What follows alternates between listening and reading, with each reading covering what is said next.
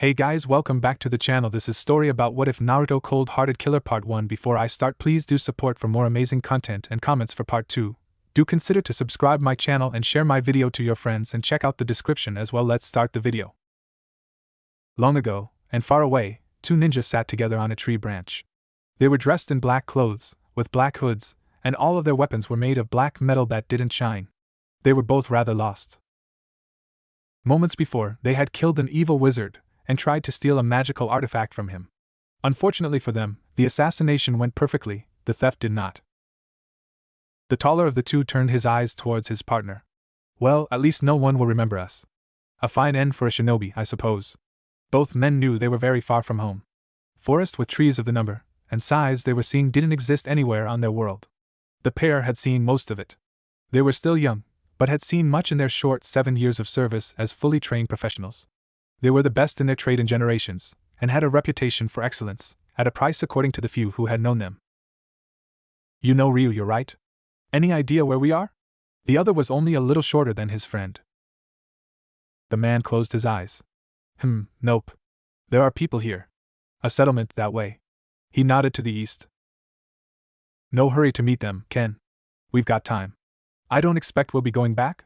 His voice wavered a little. I suppose not. That stupid mirror didn't come with us. I'm not sure we're dealing with people. His head turned. Well, I guess that answers that. Someone dressed in bright orange was moving about on the forest floor below. He looked about 10 or so, with very blonde and spiky hair. His partner nodded. Right. They jumped off the branches, and bounded their way down to the tiny orange and yellow spot far below them. Naruto Uzumaki froze. He was training, out on his own not far from the village. Two men appeared on either side of him out of nowhere. One of them spoke up. You're a bit small to be wandering out on your own this far. Who is with you? The taller one was looking about with his arms crossed in front of him. The other was behind him. They'd come out of nowhere, and just appeared from outside his field of vision, and caught him off guard. The kid growled. The jerks didn't know what they were messing with. What's it to you? What do you want? What are you doing out here? Tell me. The shorter one gave a distasteful snort. Is that what passes for manners around here? Why are you dressed like that? Are you hunting or something? Naruto growled. I'm a ninja, you jerks. The pair burst into laughter. After a moment they were gasping for breath and wiping tears from their eyes. The blonde kid growled. Hey! It's true, one day, I'm gonna become Hokage. It only made the men laugh harder. They were bent over and slapping their knees, howling with laughter. Stop! You're killing us! The shorter one was doubled over and had a bit of trouble saying it through his laughter. Grr! Look, are you going to attack me or what? The boy looked steamed. The adults calmed and the taller one slapped his knee. A ninja, he says. It's great! Wow! Ken was still fighting off his chuckles. Ryu looked confused. I think he wants us to attack him. What? Why? Ken shrugged and scratched his head. The other shinobi nodded. Well, I suppose we did surprise him. Hey! I'm gonna! Believe it! The kid stuck his tongue out. Ryu looked at his friend. Look, maybe he's retarded? Ken nodded and looked thoughtful. Yes, most unfortunate. It would explain why he's shouting, wouldn't it? The orange jumpsuit too. Yes. A ninja dressed like that? How silly. The pair looked at the boy. Naruto had his jaw hanging. You jerks! I am not retarded. Ryu shrugged. Then why are you dressed like that if you're a ninja? Is it some sort of uniform, to help you infiltrate the enemy's base? The man seemed to think the kid was playing some sort of game. Man, this is so weird. The kid gave a sigh. Look! What's wrong with my clothes? The men crossed their arms and looked at each other. Ken spoke up. Well, we're real ninja. Look, black hoods, black clothes, sandals, swords, the whole deal. It's kind of hard to hide in the shadows dressed as a crossing guard kid. You need to cover that hair of yours up too. You stick out like a sore thumb. Naruto was confused. So what are you doing here then? Ken shrugged. Actually, we're just sort of here. I suppose we're for hire. We're new to the area, don't worry, you won't be seeing us around. The young ninja frowned at them. He had gone silent. What do you want? Ryu chuckled. Just to have a chat with one of the locals. We weren't even sure if we spoke the same language, to be honest. Yeah? Well, get lost then. I know if I work hard enough, I'll become a true ninja and become Hokage. The boy frowned at them. The pair of older shinobi looked at each other. Ken scrunched his eyebrows. What's a Hokage? Ryu shrugged. I'm not sure. Some kind of ninja, apparently. Ken whispered to his partner. Let's have a bit of fun then. Learn the lay of the land. Ryu nodded and seemed to understand. We'll learn the lay of the land, and in return. Ken chuckled. Pure entertainment. Naruto was huffing away, grumbling to himself. Black? What? That's stupid. He looked up and saw them both leaning on trees ahead of him. Hey kid. You really want to be a real ninja? Ken pushed himself off his tree. We can train you, but it's gonna take total commitment. If you agree, you've got to go through with it. No backing down. It's real hard too, harder than you think. Ryu nodded and looked up the road. It's gonna really hurt, in lots of different ways, but you'll live. You seem like a tough kid. I kind of like you. Ken leaned in towards the uncomfortable-looking boy. How do I know they were both just gone all of a sudden? He closed his eyes, feeling for them, reaching out to find their chakra. He'd never pulled it off before, but it was worth a shot in his mind. Hey! Why are his eyes closed? Ken's voice piped up. Naruto was on his rear, gasping for breath. What? How did? Ryu snorted in amusement as the boy looked between them in surprise. They were right back where they were before they'd vanished, in the same positions. Well? I suppose we could use a student. The boy took a few steps back. Why would you want to train me? The men shrugged and replied in unison. We've got nothing better to do right now. Ken nodded and looked the boy in the eye. Plus, we don't really know much about this place. It's a long story. The boy looked up at the sky. I've got time. Naruto was grinning at the pair. Wow. That's so cool. Some sort of magic mirror? He had spent the better part of an hour listening to their final mission for their former government. Ken looked annoyed. Ryu had done most of the storytelling. Yeah. Cool. Ryu shrugged. Neither one of us had a family. It's not so bad. A fresh start. Naruto seemed saddened for a moment. Yeah. No family. The two ninjas slapped his shoulders. Ryu looked down at him. It's a deal then? We'll teach you how to be a shinobi, and you teach us how stuff works around here. Ki shook the boy's shoulder. It seems we've found a kindred spirit. Something tells me you don't have much to miss at home either. I guess. I'll show you to the village. The boy shrugged and nodded. He didn't really trust them, but he was starting to like them a bit. They seemed very cheerful. Ken shook his head. No. No need. We don't like other people much. You do understand that the entire point of the shinobi arts is not being seen, right? You know, silence, stealth, spying, assassination, theft, and espionage. That's kind of what it is. The best ninja is the one who only his master and those he needs to work with even know he exists. We are not to be seen, only felt, and no evidence of our passing can be left. Unless it's part of your instructions. Sometimes they want you to leave a note or steal something. Not often, though. The boy whipped his head to stare at the man. What?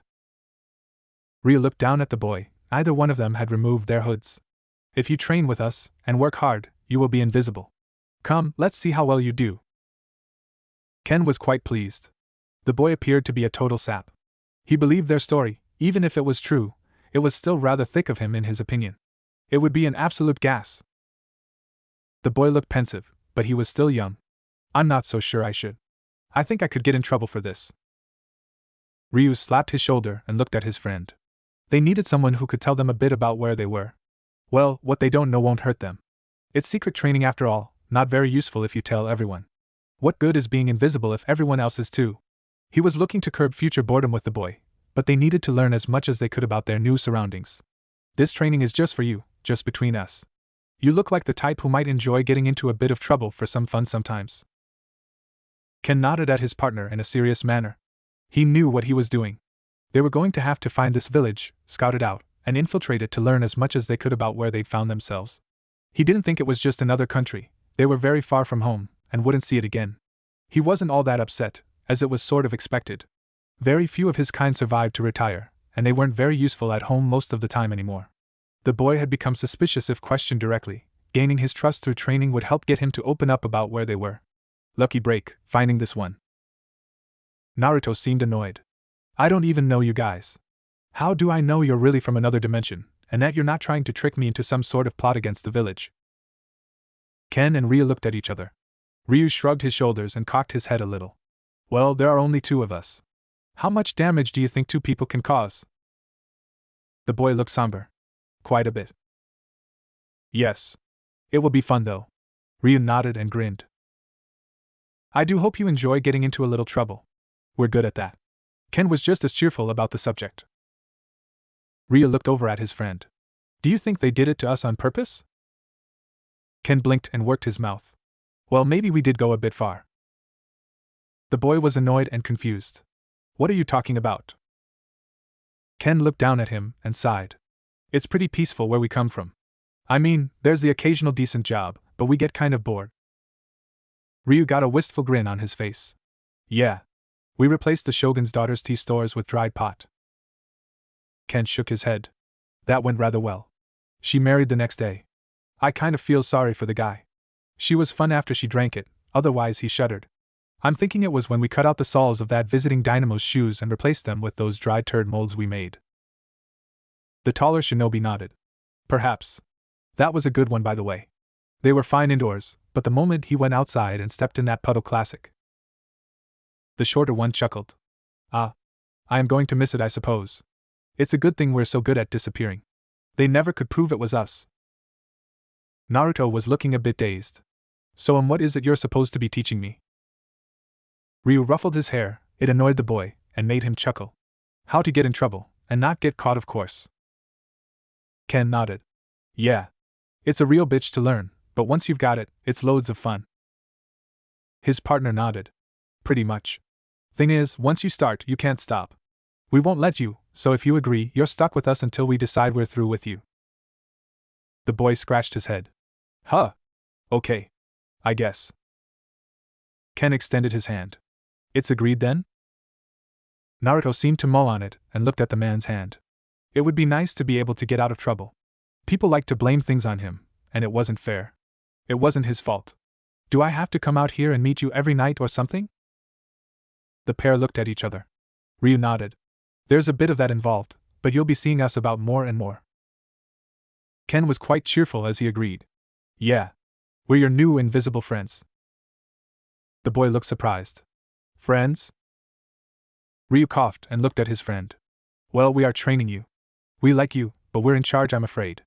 You've got to do whatever we say. Don't worry, you won't always like it, but we'll look after you. Naruto gave them another stare down with his arms crossed. He'd decided he didn't trust either one of them, but he liked them anyway. It was odd, but he felt very much alone. He grasped the man's hand. Deal. Ken nodded and winced at the boy's loud shout. He leaned in and shook his shoulder. Good. Now, lesson 1, stop shouting. It calls attention to you, but not of a good sort. The boy looked surprised. Huh? Ryu gave a grave nod. Yes. It is very important you learn to speak silently. If you cannot, we will be forced to cut out your tongue. Ken nodded. Yeah. Kenzaki was a great shinobi, despite his handicap. He really should have listened to Master Koto, though. Naruto looked worried. Right. He squeaked it out. What are you gonna do to me anyway? We'll find interesting situations to put you into. Plus, we'll show you the ropes and teach you a few tricks of the trade when you meet with us. We'll give you advice, though it might not always be good, in order to get you to learn something. Ryu shrugged. We're not always honest, but we'll get you trained. Even we have some honor. We promise to look after you while you are training. Ken looked down and ruffled his hair. The boy flushed. He wasn't used to that sort of thing and shied away a little. Why do you want to become Hokage? So people will notice me and acknowledge me. I'll become a true hero and become Hokage, then everyone will know and respect me. He got very excited and posed with his thumb up. Ryu and Ken stopped, held his shoulders and spoke at the same time. Then you can't be a ninja. Ryu shook his head and sighed. If that's what you want, you need to be a samurai. What you desire is not the path of a true ninja. To be the greatest ninja, no one can remember you, save those who stand with you. Ken gave a grave nod. You must become invisible, untraceable, non-existent. We are not to stand out and face our enemies openly. It is not the path of the ninja. If you find what you seek in this line of work, you're not doing it right. Hokage is a fine aim, a noble goal. Those are things for samurai, not shinobi. We have our own way, our own honor. His partner gave a more cheerful nod. Yes, but it's also much more fun. We don't have to worry about purity, or honesty, or face-to-face dumbass fair fights. We're much more laid back, just don't go crazy and start hurting innocent people, and you'll pretty much be fine. We are about precision, speed, silence, and stealth. We are meant to move quickly, and not be noticed. That usually means not lingering about with others much. We don't kill for fun, or pleasure, though it can be a bit satisfying to get rid of the right sort of person. The other shinobi shrugged. That's not to say you can't want to be Hokage someday. I suppose it's not impossible, but we wouldn't know much about that. You seem to believe it, there's nothing wrong with that, but to become a true ninja, you might be forced to give up that dream. It is best to be ready to face that fate. Ken smirked. Last chance to back out, kid? His partner gave a serious nod. Yes, someone looking for personal glory, or personal revenge, can be more dangerous than the enemy. The life of a shinobi is a life of service, not glory, and there is no room for revenge or personal feelings in it. Let the samurai have their honor, I prefer duty. Those who seek personal ambition cannot be trusted with duty. Sooner or later, their ambition will stand in the way, and such a man will become unreliable. Ryu chuckled. Yes, though, it is kind of nice to take a break from that, I suppose. We're not really serving anyone now. Naruto hung his head and gave a heavy sigh. You guys are weird, but I like you for some reason. I guess I'll train with you. His eyes were rather wide and he looked like he'd had a sort of horrible realization. Ken shook his head. Don't look so down, kid. You're not so bad off. What's your name? Uzumaki Naruto. The boy gave a sort of dazed nod. I'm Master Ken, and this is Master Ryu. Look, being Hokage is a fine aim. Your duty may one day prevent it, but it might not. You aren't going to be much good if you're more worried about that than you are about what you are doing. Have your dream, but remember it may just be a dream. Duty comes before ambition for a shinobi. That doesn't mean we can't have a bit of fun sometimes, though. It's not so bad. Just remember, you've got to make up for it later when they need you. It will help keep your mind and skills sharp, but it will also upset people sometimes, so you've got to learn how to not get caught. Naruto's eyes lit up a little. Like pranks and stuff? As training? Ryu nodded. We can teach you, and in return, you teach us about this place we found ourselves in. We're not from this world, and I'll tell you now, you won't learn what we can teach you from anyone here. I guarantee it. That sealed the deal in the boy's mind. Right. I can do it. Ken put his hand on his shoulder. Don't forget lesson 1. Not just with us either, it's annoying, and you should just stop doing it. Remember, we will honor our end of this deal.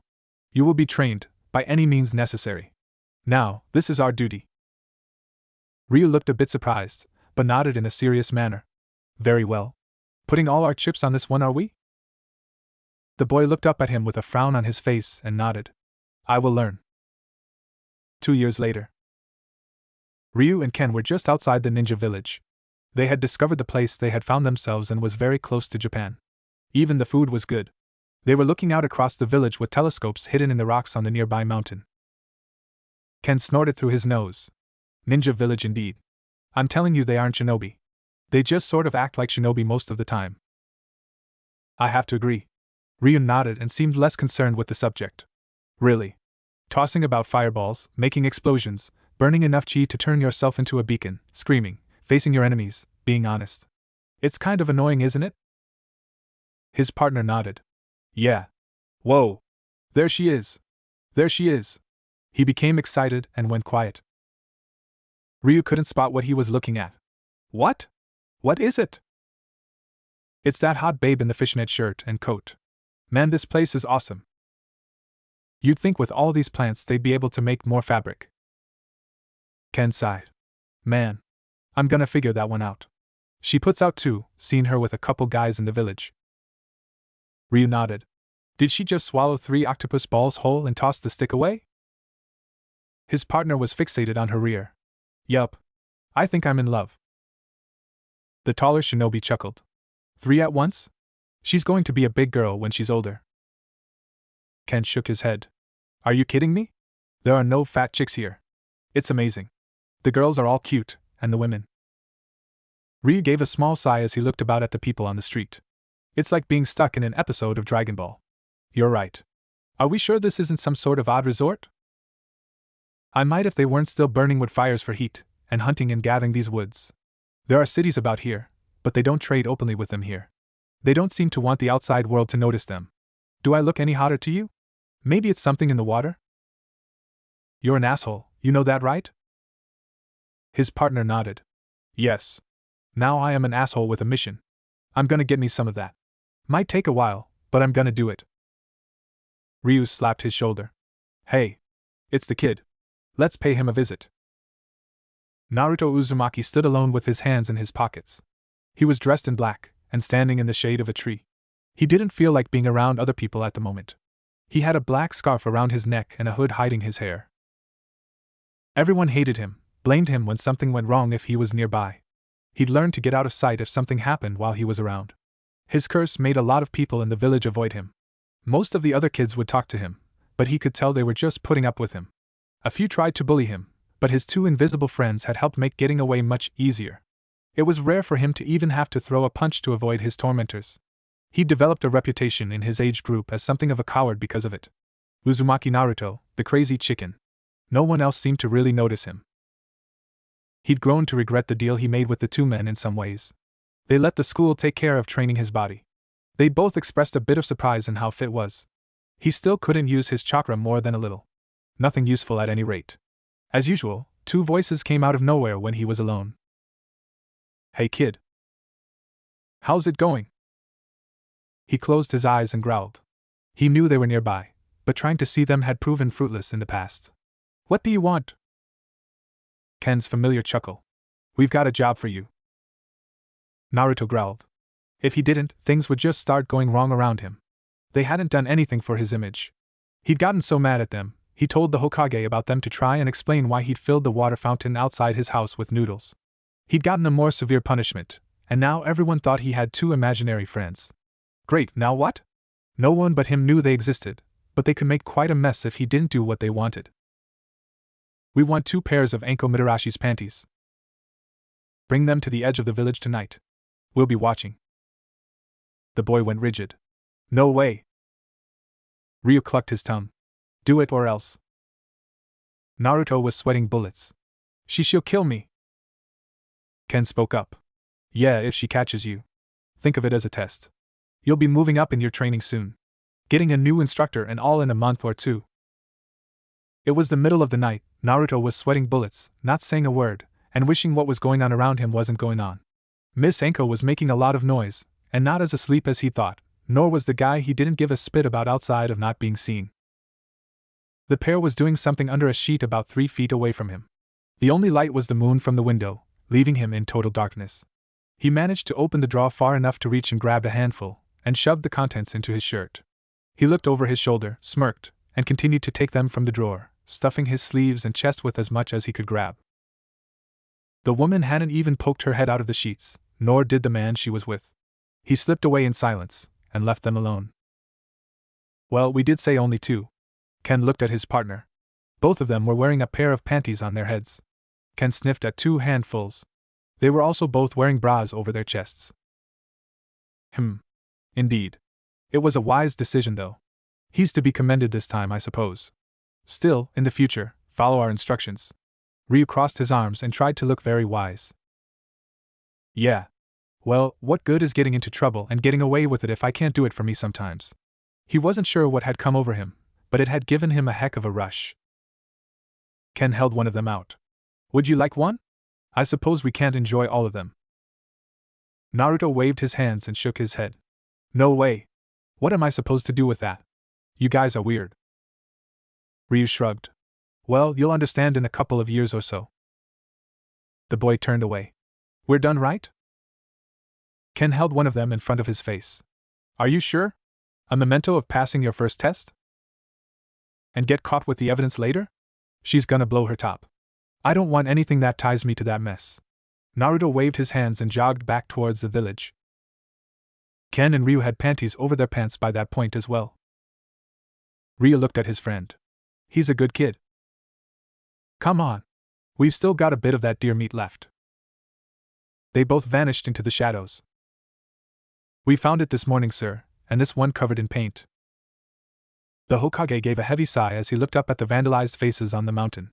Release Uchiha. He isn't the culprit, just a distraction. Sasuke had a frown on his face and jerked his arm free of the man who had brought him to the Hokage's side. The man released him with a surprised expression on his face. Sir? Release him. He isn't to blame for this, just a convenient distraction. The old man tipped his hat up and puffed on his pipe. He looked a little annoyed. The young shinobi stiffened up. With all due respect, he's covered in paint, and there was no one else about. He even had a brush. The boy hung his head. He was angry and embarrassed. I woke up covered in paint with that brush on my chest in an alley near the path to the mountain. The old man chuckled. It seems our invisible prankster or pranksters has struck again. That paint looks like it was poured on him. He looked down at the rather miserable-looking boy. Uchiha. Drop your pants. The boy's eyes went wide. What? He grabbed for his belt in a protective way and stepped back. The old man leaned in. There is only the two of us here, and it will clear your name. You weren't intended to take the blame, just to provide a distraction for our culprit. The boy nodded, turned about, and dropped his shorts enough to expose his rear. The Hokage pointed. He's got no paint on his rear. It wasn't him. It's quite obvious those marks on the statue's lips were made when our mysterious vandal painted his rear and pressed them on the mountain. Sasuke Uchiha is innocent of wrongdoing. I'm sure I'll be getting an earful of this later. The old man hung his head and rubbed at his chin as he puffed on his pipe. A huge smiley face was drawn onto the mountainside and a poem. Laugh and the world laughs with you, fart, and you stand alone. There was a sudden loud rumbling, loud enough to echo off the mountain across the valley. Then, a peetering hissing sound. The old man sniffed at the air and wrinkled his nose. Wah! It was awful, a horrid pungent, yet familiar odor. Sasuke was holding his neck and gagging. Oh! He was looking at the old man with wide and horrified eyes. The adult shinobi was waving his hand in front of his face. Sir? Sasuke was staggering back and trying to fight off the overwhelming stench. I had no idea the Hokage was so powerful. The old man growled and turned to face them. It wasn't me, you idiots. The trio looked on as the village started to wander out of their homes. Most looking both confused and disgusted, just a few at first, but the crowd was growing. Here, sir. The Hokage frowned as he glared at the source of the odor that had washed over the entire village. It was a row of powerful fans hidden behind several boulders below the faces on the mountain. In front of these fans was the largest turd pile the old man had ever seen. I see. One of the two uniformed shinobi with him pointed to the power lines that had led them to the spot. Someone had managed to lay out almost a mile's worth of extension cords up to the spot. They were buried just under the dirt up to the point where the rocks gave enough cover to run them freely. There is no evidence? The old man gave a serious frown. Never is. The ninja on his left spoke up. The old man just smirked. I see. Very well, I suppose the worst is over for now. I'll take care of getting the mess cleaned up. Uzumaki Naruto, you will take care of the mountainside. The boy standing in front of the Hokage gave a simple nod and didn't speak. He had a rather smug-looking smirk on his face as he did it. He was dressed in the black and dark gray clothes he'd taken too, and had his hood off because his position required it.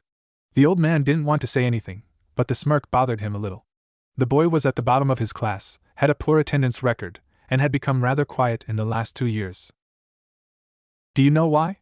The old man paced in front of him, with his hands behind his back. The boy shrugged.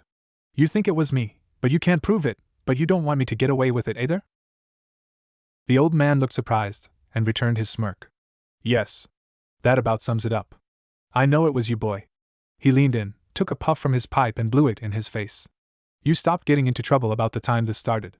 You used to be loud and obnoxious. Over the past few years, people barely remember you even exist. A sudden change. I do wonder sometimes about you. Such acts of evil only breed violence. It doesn't matter. It's not like I've got much else to be doing. I don't mind cleaning up the mess too much. It was pretty funny as far as I'm concerned. Naruto nodded and grinned at him. It had been more than worth it to see the look on Sasuke's face. The guy was a total jerk. The hardest part had been getting him out of his house without waking him, or leaving a drag trail. The chloroform helped with that a great deal. Well, the whole village is upset. This isn't an isolated incident. A lot of children have been ending up like young Sasuke, with just enough evidence to make it appear they had a hand in it on them. Leaving others to take the blame for one's actions is the height of dishonor. The old man looked angry and sneered at the boy in front of him. Naruto didn't look worried or upset. Well, it's not like they really got blamed for any of it. Not always, sometimes he let them off easy. If this guy knew you'd let them off, there's no real problem, is there? The Hokage chuckled and relaxed a little. I wonder if he'd step forward to stop it if I did. The boy shrugged. I wouldn't bet on that either.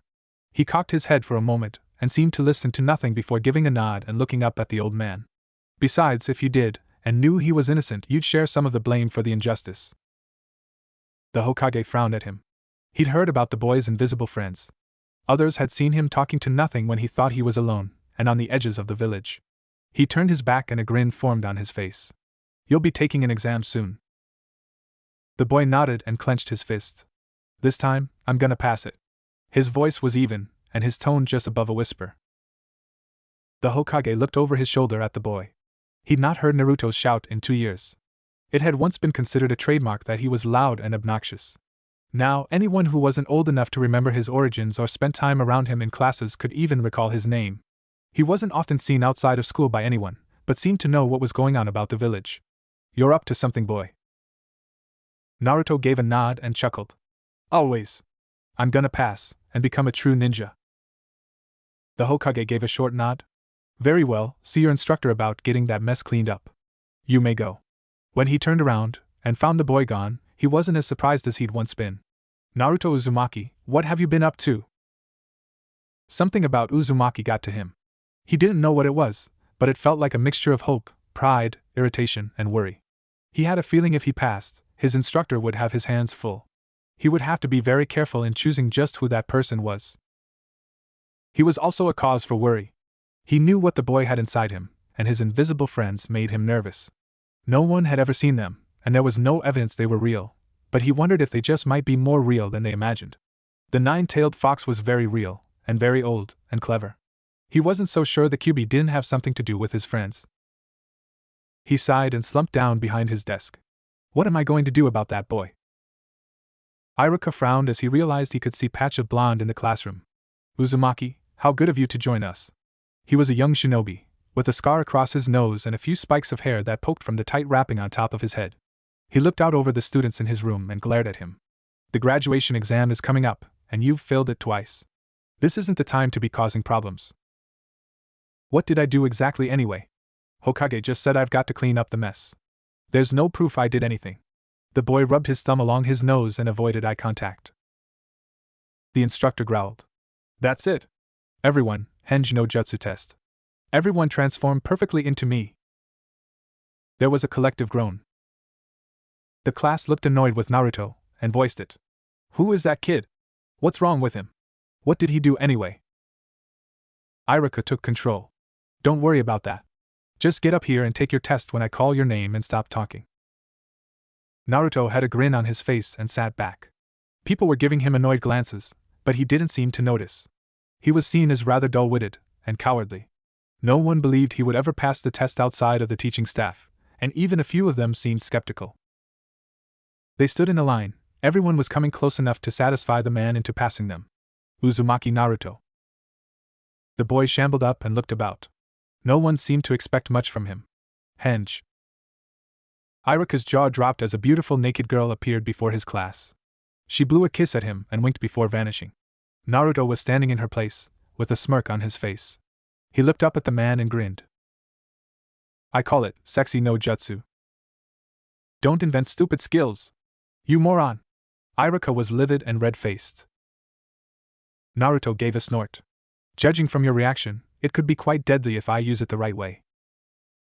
Iruka frowned at the boy. His face became serious, and he thought about passing it. I can give the old man a heart attack. Heh. Fail. Nuts. The boy shuffled off to his seat and remained silent for the rest of the class. Cleaning up the monument wasn't as difficult as those who had him do it thought. The paint was already gone, leaving colorful pools of rainwater in the rocks under the carvings. Heh. Lucky break for me, huh? Iruka frowned at the boy and knelt down beside the multicolored pools. The color in them swirled and shined. What the? Some kind of colored soap? I'd heard that Sasuke had paint on him though. He frowned and looked towards his student. Always misleading. He couldn't forget Naruto, and took notice of the boy and his absence.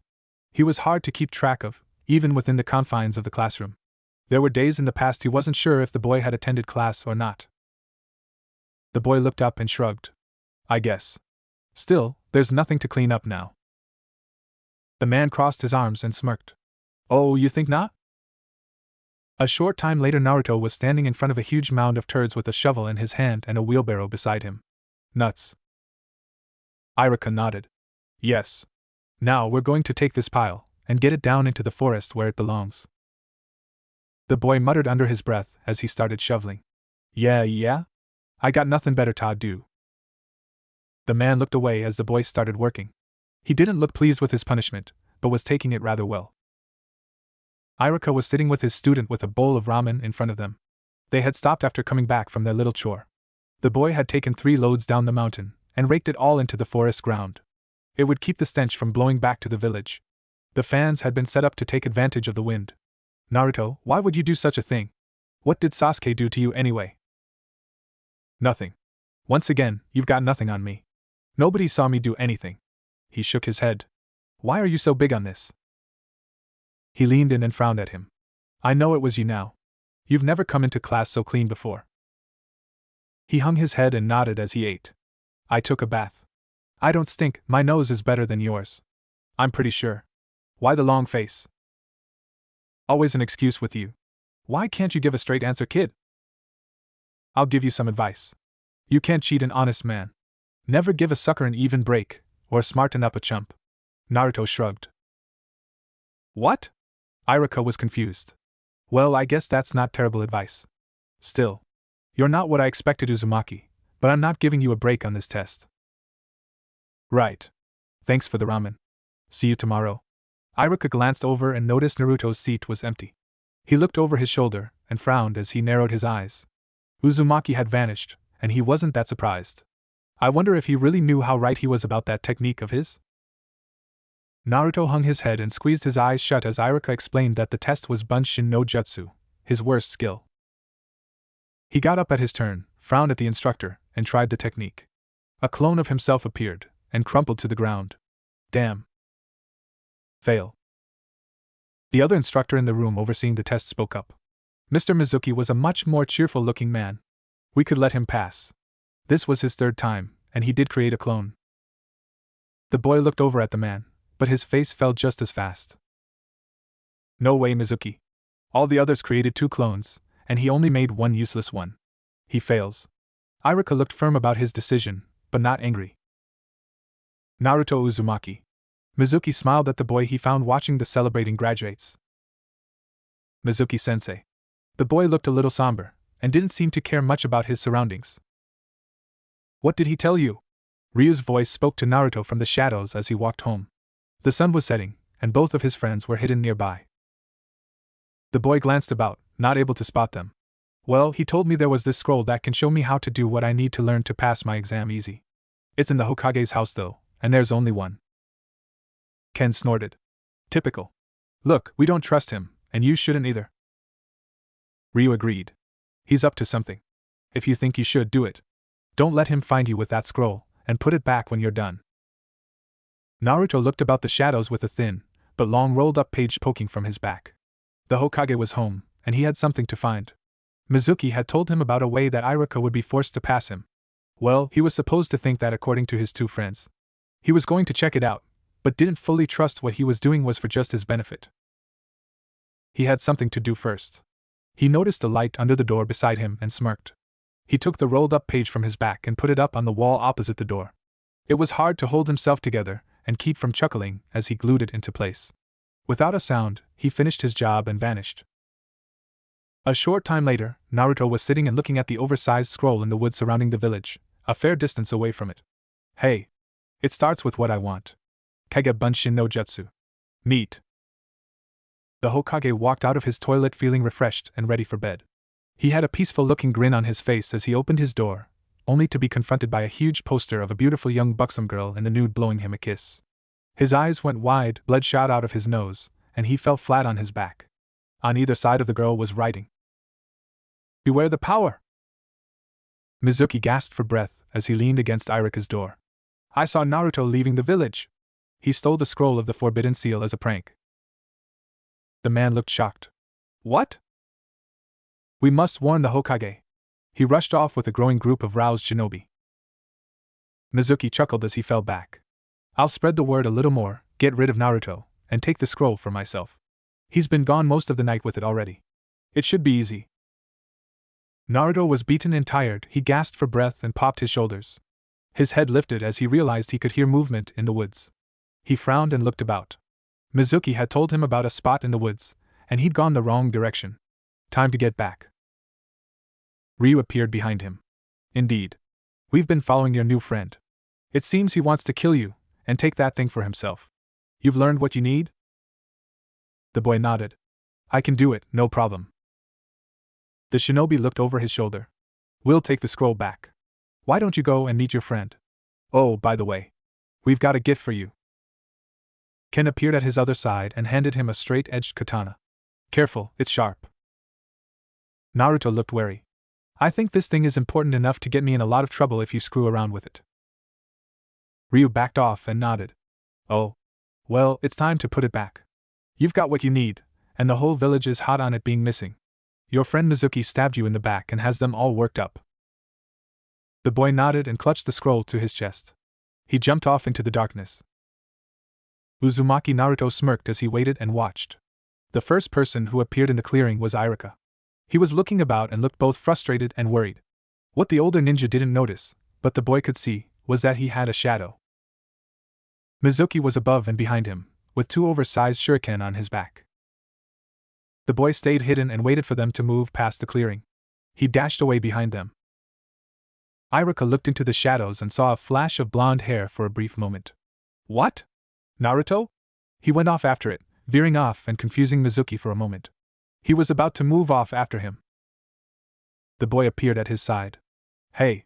I've got what I want. You want something from this scroll too, right?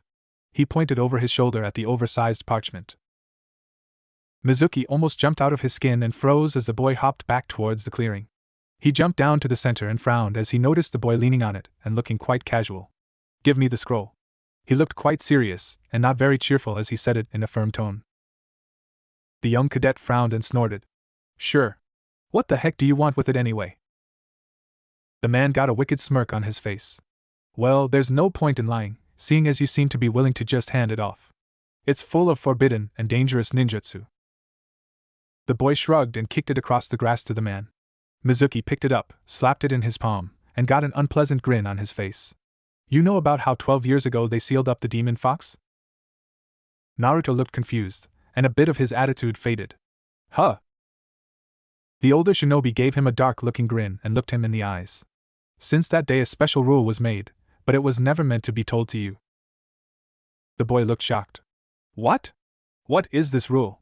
His face became angry as he glared at the man. It's that no one can tell you that you are the nine-tailed fox. You are the demon that killed Irika's parents and destroyed the village. The man had a mad-looking grin on his face as he said it. I'm afraid I can't let you go back and tell everyone what's happened. You shouldn't mind much, everyone hates you anyway. Isn't it nice to finally know the reason? Naruto was shaking, his fist was clenched. So, then your plan was to use me to steal that scroll, frame me for it, and kill me once you've gotten it for yourself? His voice wavered. It explained so much about his life, it was all so simple. He was trying to hide his feelings on the matter, and his features shook a bit. That's right. What do you care anyway? Mizuki moved to strike with his weapon. No one will ever love you. This is why everyone hates you, let me end your pain. His face fell as he split a hunk of wood in half. Why? Yeah. That was kind of stupid, and in case you've not noticed yet, you've been duped. The boy smirked and crossed his arms as he walked out of the edge of the clearing. Then, another one of him, and another, and another. Dozens of Uzumaki Naruto were coming out of the edge of the wood. I'm not real happy about hearing that, but it doesn't change that this is my home. He gave the man a rather angry-looking grin as he surrounded him on all sides. Maybe I don't care much for a lot of them, but I'll never become a ninja, or get their respect if I turn into a traitor like you. The worst part of all for Mizuki was that each clone was followed by one of the shinobi from the village. What? You? The Hokage stepped forward and extended his hand. Another large scroll was hanging off his back. If you would be so kind, Mizuki. I would like my recipe for chili con carne back. You'll find it's not very valuable. Naruto nodded. Yeah. His chili con carne stinks. The old man's head whipped around to glare at the boy. The shaking and sweating Mizuki ripped open the scroll. Cheese, paprika, chili powder, diced tomatoes, refried beans? He fell to his knees. You little you. The young shinobi smirked as his clones vanished. Well, you did get everyone after me, so I just led them all here. I'm Uzumaki Naruto, and I'm going to be a great ninja. Iruka looked over at the Hokage and smirked.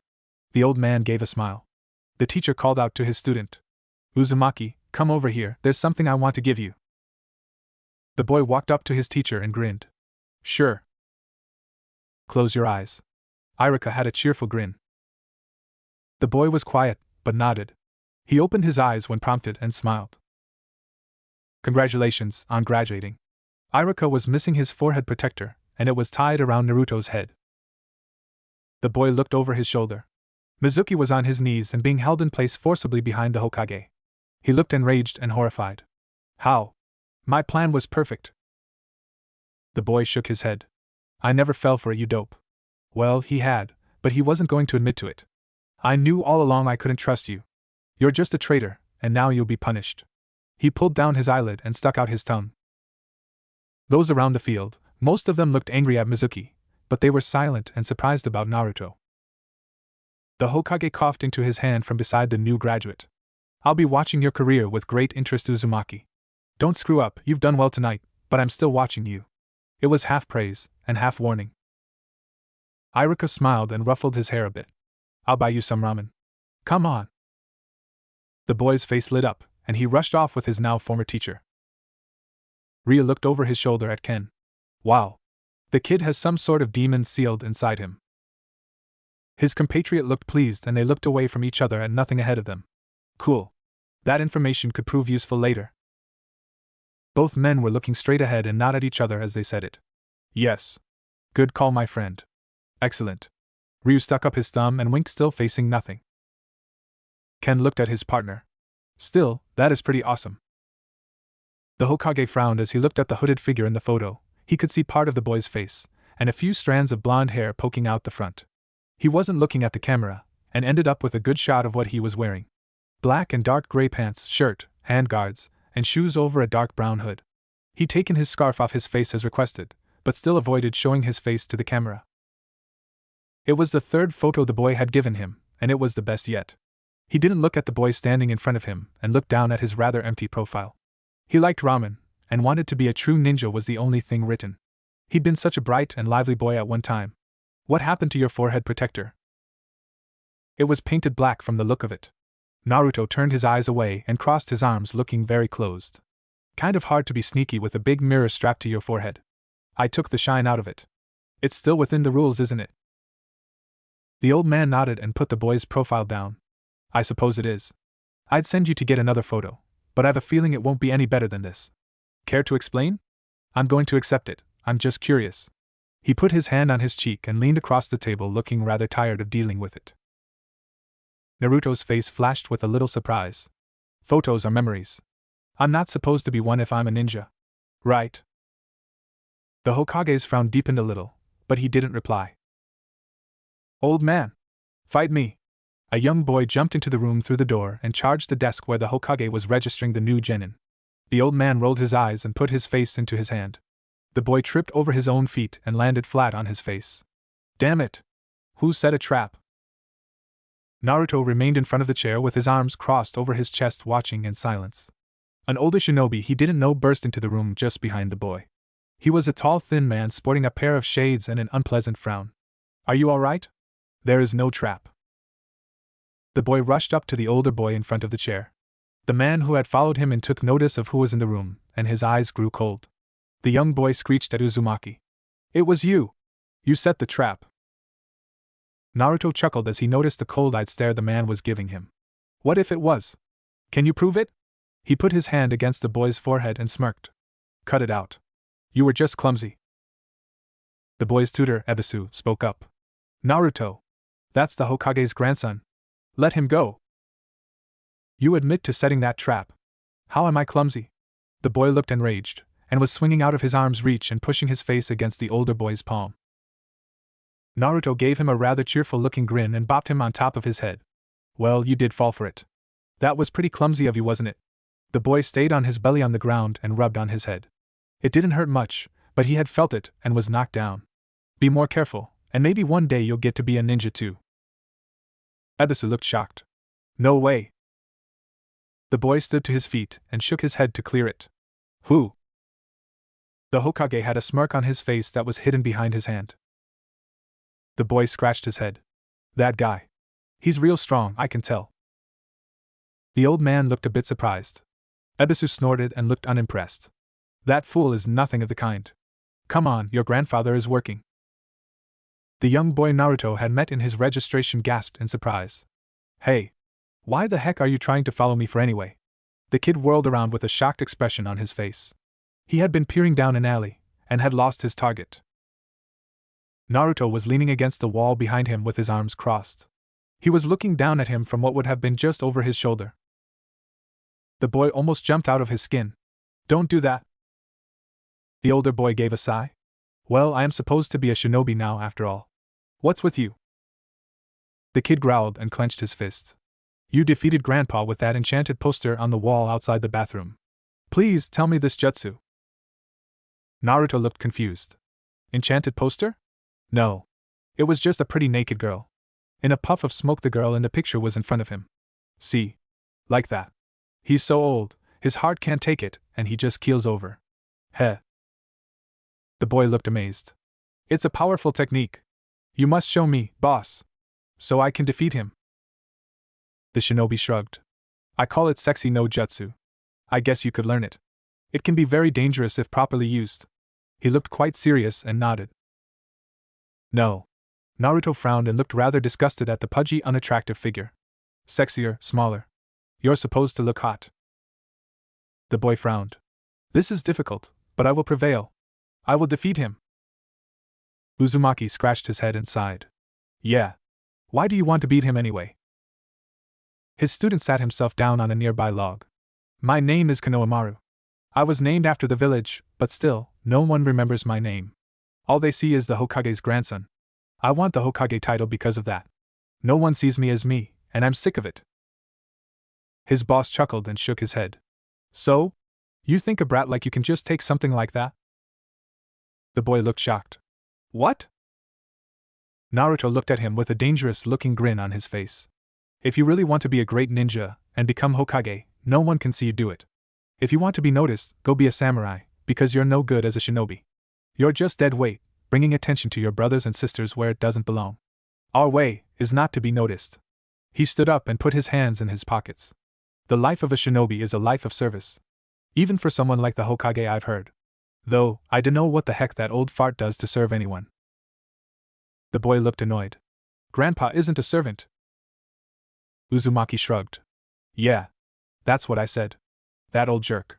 Seems it's one of those, you'll get it when you're older things. He looked annoyed as well. I wonder if you just suddenly get stuff on your birthday at some point when you're older? I'm not really sure. Konohamaru mulled on it as well. Kind of like pubes? Maybe that's it. Naruto got a little wide-eyed. What are pubes? The boy shrugged. It's something that happens when you're older. Grandpa says you get more hair, and that stuff gets stiff sometimes, your voice goes screwy, and you have to get an oil change on your face or something, and something to do with girls, I think? Uzumaki sat down and crossed his legs. Well, maybe? Girls? I like girls now, though. I think anyway.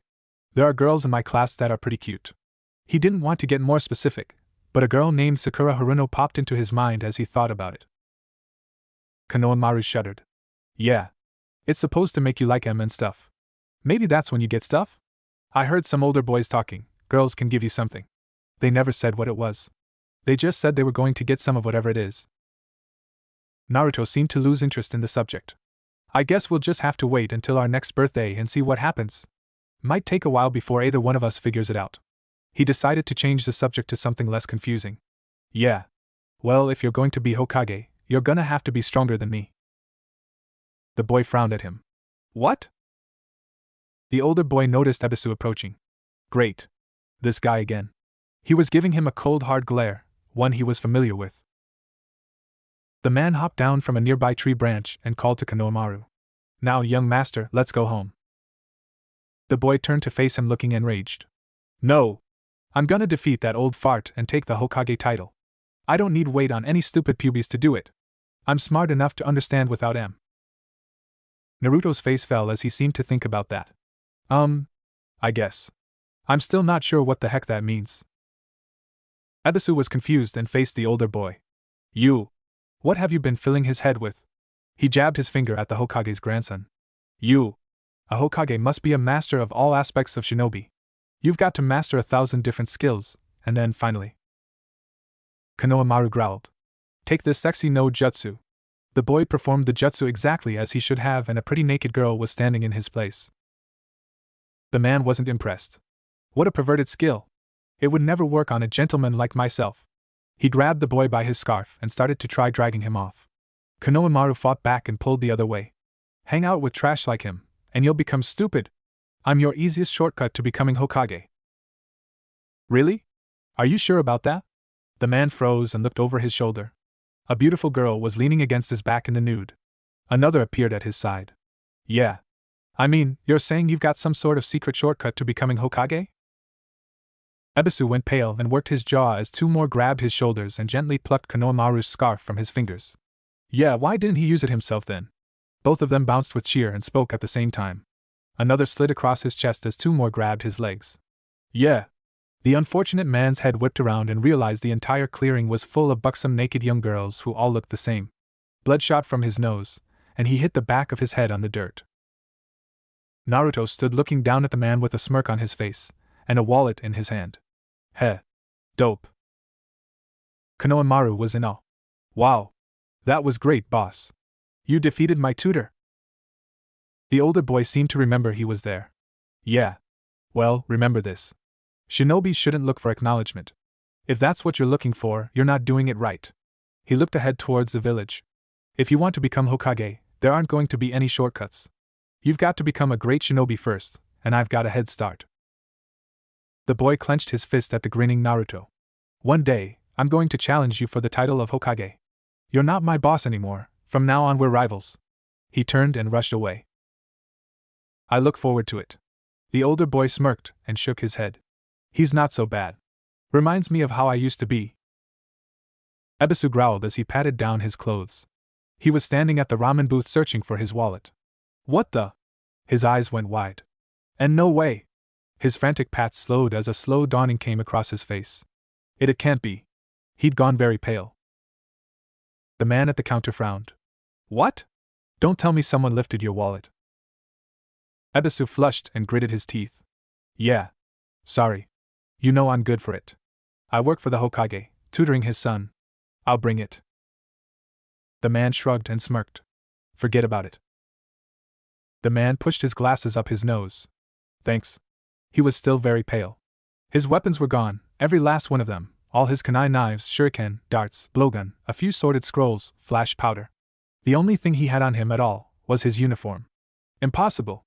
I'm an elite. How did? There's just no way that brat could have. Naruto chuckled as he unloaded a pile of weapons and assorted shinobi gear onto his floor just inside his door and dusted off his hands. Heh. That jerk. Serves him right. Making fun of sexy no jutsu. Soon, all will know of its true power. Now he had harem no jutsu as well. Naruto was sitting in the back corner of the class, in a shadowy corner, with only his head on top of his desk. He was sending a frown towards Sasuke Uchiha, and it got worse as Sakura Haruno sat down right beside him and started trying to flirt with him. That dope. I hate him.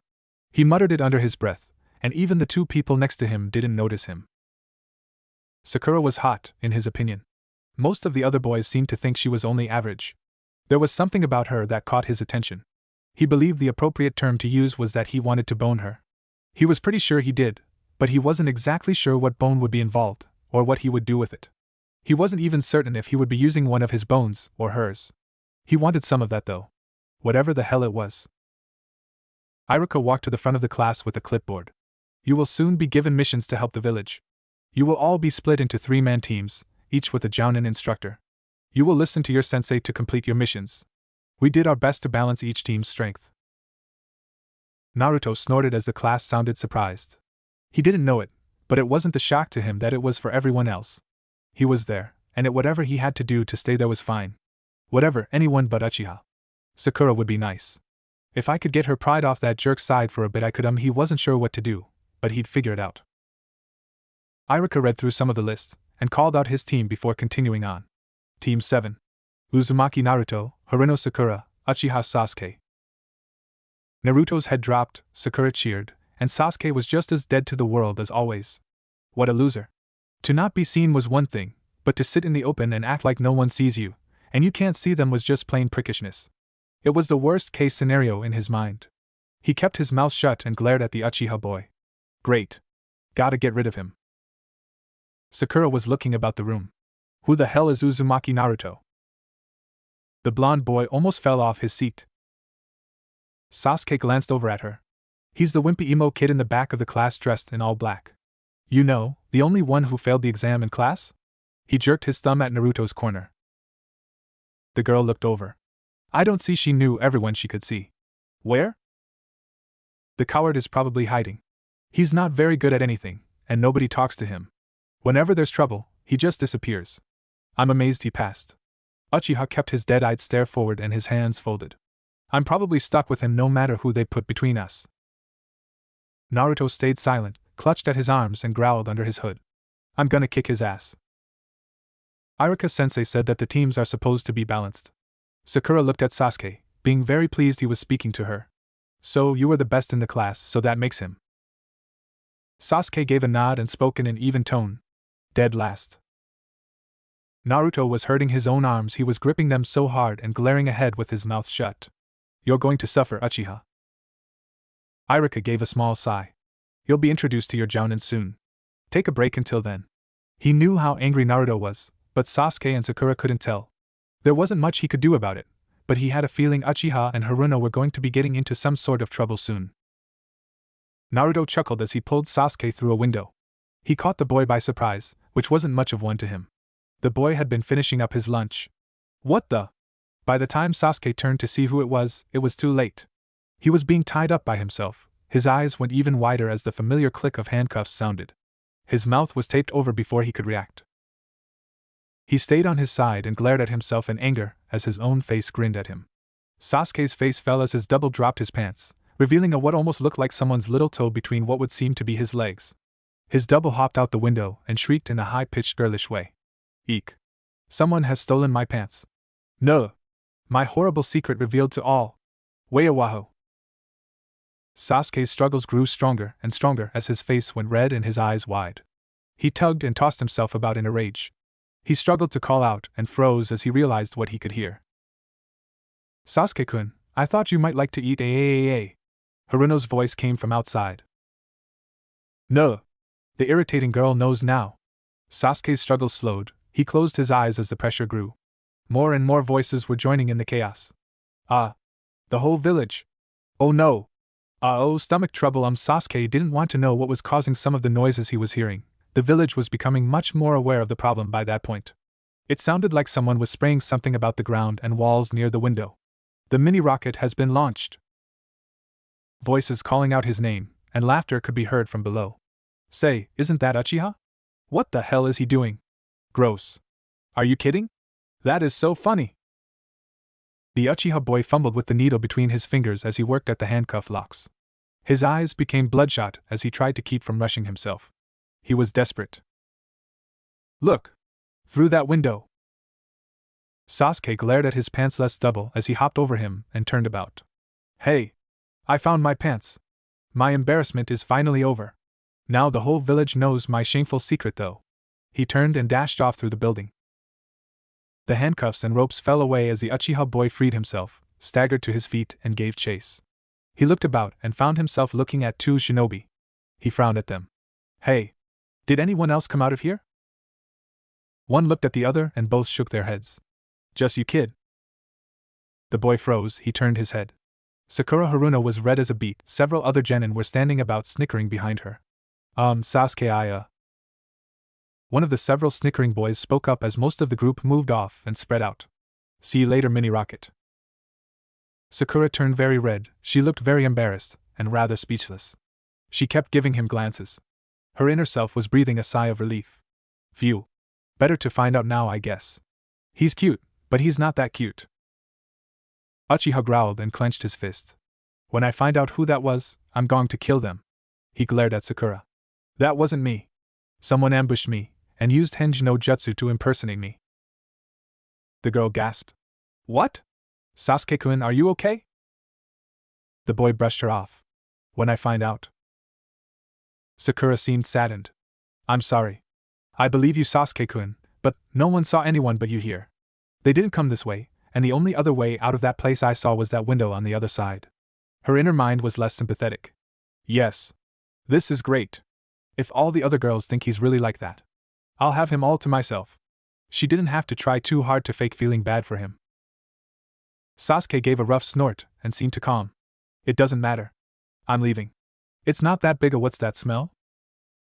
Uchiha went rather pale as he rounded the corner, found several angry-looking jounin standing about a very large and spread-out mess. What the?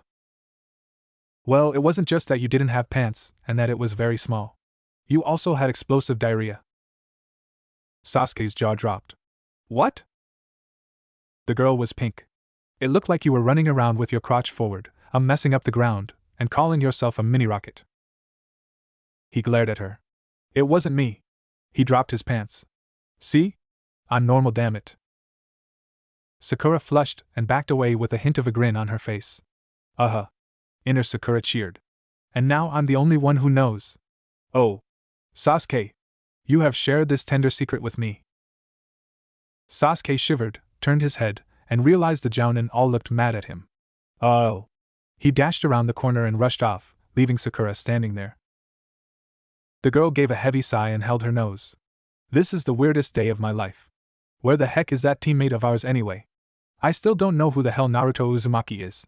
She shuffled off away from the scene as the jounin rushed away after Sasuke. She finally had Sasuke where she wanted him. Weird or not, it was the best day of her life so far. Kakashi. The Hokage nodded at the jounin instructor who was lifting a box of milk off an empty table. So, this is where Naruto Uzumaki lives. The man had his forehead protector cocked over one of his eyes, and a mask covering his face. He seemed very relaxed and kicked at the pile of weapons by the door. This milk went out of date a few days ago. The old man puffed on his pipe. Yes. He was at the bottom of his class. I think giving him to you is best. I've a nose for this sort of thing. Your team will also include Sasuke, of the Uchiha clan. The jounin looked over his shoulder and gave a sigh. Yes, sir. He had a feeling there was something the Hokage wasn't mentioning. Sakura frowned as she sat across from Sasuke near the door to the classroom. Our jounin-sensei is late. She turned to look at the figure sitting on the opposite side of the room. So that's Uzumaki then? Sasuke turned his head towards the boy. Yeah. That's him. The boy in question was silent, and looked like he might be sleeping. His legs were kicked up on top of the desk he was sitting at, his arms were crossed, and his hood covered his lowered head. He didn't move or react like he could hear them. The girl looked annoyed. I wish I could just relax that way. The dark-haired boy shook his head. Whatever. The girl looked a bit annoyed with Naruto. Is he just going to sit there? He hasn't said anything to either one of us yet. Fine by me. Uchiha sounded a bit annoyed that the girl was still talking. She didn't seem to notice. Naruto turned his head and smirked at her.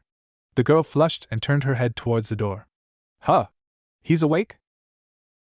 An unfamiliar shinobi walked through the door, only to have an eraser bounce off the top of his head and create a cloud of dust. Sakura and Sasuke both looked surprised. Hey. Who did? The girl worked her jaw. Kakashi looked at the pair on either side of him by the door, and over at the boy sitting on his own. Uchiha and Haruno both looked a bit surprised. Uzumaki was sitting on the other side of the room, looking like he hadn't been paying attention to anything before the man had entered. His hood turned to face him. The jounin seemed to smile at them and rubbed on his mask-covered chin. How can I say this? My first impression is I don't like you guys. A short time later, the newly formed genin team was sitting around their instructor on a balcony. They were outside, it was a beautiful day, and the 3 junior ninja were sitting in front of Kakashi. He was leaning against the railing and spoke to them all. Sakura was looking a little uncomfortable between Sasuke and Uzumaki. She was leaning towards the Uchiha boy, and seemed a little creeped out by the shadowy figure she'd not gotten a clear look at yet. He kept his head low, and she'd not been able to get a good look at his face. Kakashi got their attention when he started speaking. All right. We'll introduce ourselves. Tell me your likes, dislikes, dreams, hobbies. That sort of thing. The girl hugged her knees. You look kind of suspicious. Naruto and Sasuke both looked away from him and didn't say anything. The man gave a small sigh. All right. I'll start then. My name is Hitaki Kakashi. I have no desire to tell you my likes and dislikes. Dreams for the future? I have lots of hobbies. All right, your turn. We'll start on the right.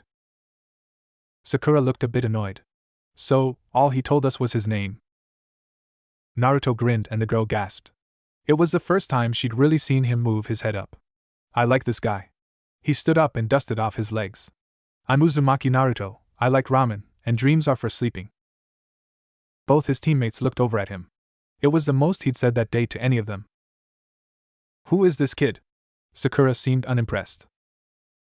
Sasuke snorted. Guess it's my turn. I'm Uchiha Sasuke. I have lots of dislikes, but nothing I really like. I guess I can't really call it a dream, but I have an ambition. The resurrection of my clan, and to kill a certain man. Kakashi nodded.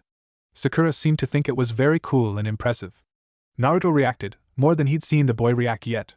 He clawed at the dirt beside him and growled a bit as his head turned towards Uchiha. Sakura started. I'm Haruno Sakura. What I like is the person I like is.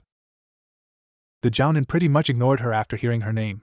She just became flushed and fluttered about her thoughts. Kakashi could almost imagine flowers and magic sparkles floating about in her head. Naruto gave another unpleasant-sounding grumble and shifted a bit further away from both of them. The instructor looked over at him, and then towards the group again. Tomorrow, we begin our duties as shinobi. We'll do something with just the four of us. Sakura spoke up. What's that? Kakashi focused his gaze on her. Survival training. This caught all three of them by surprise. Survival training? Even Naruto voiced his confusion. Yes. I will be your opponent. The instructor chuckled. You're all going to freak out.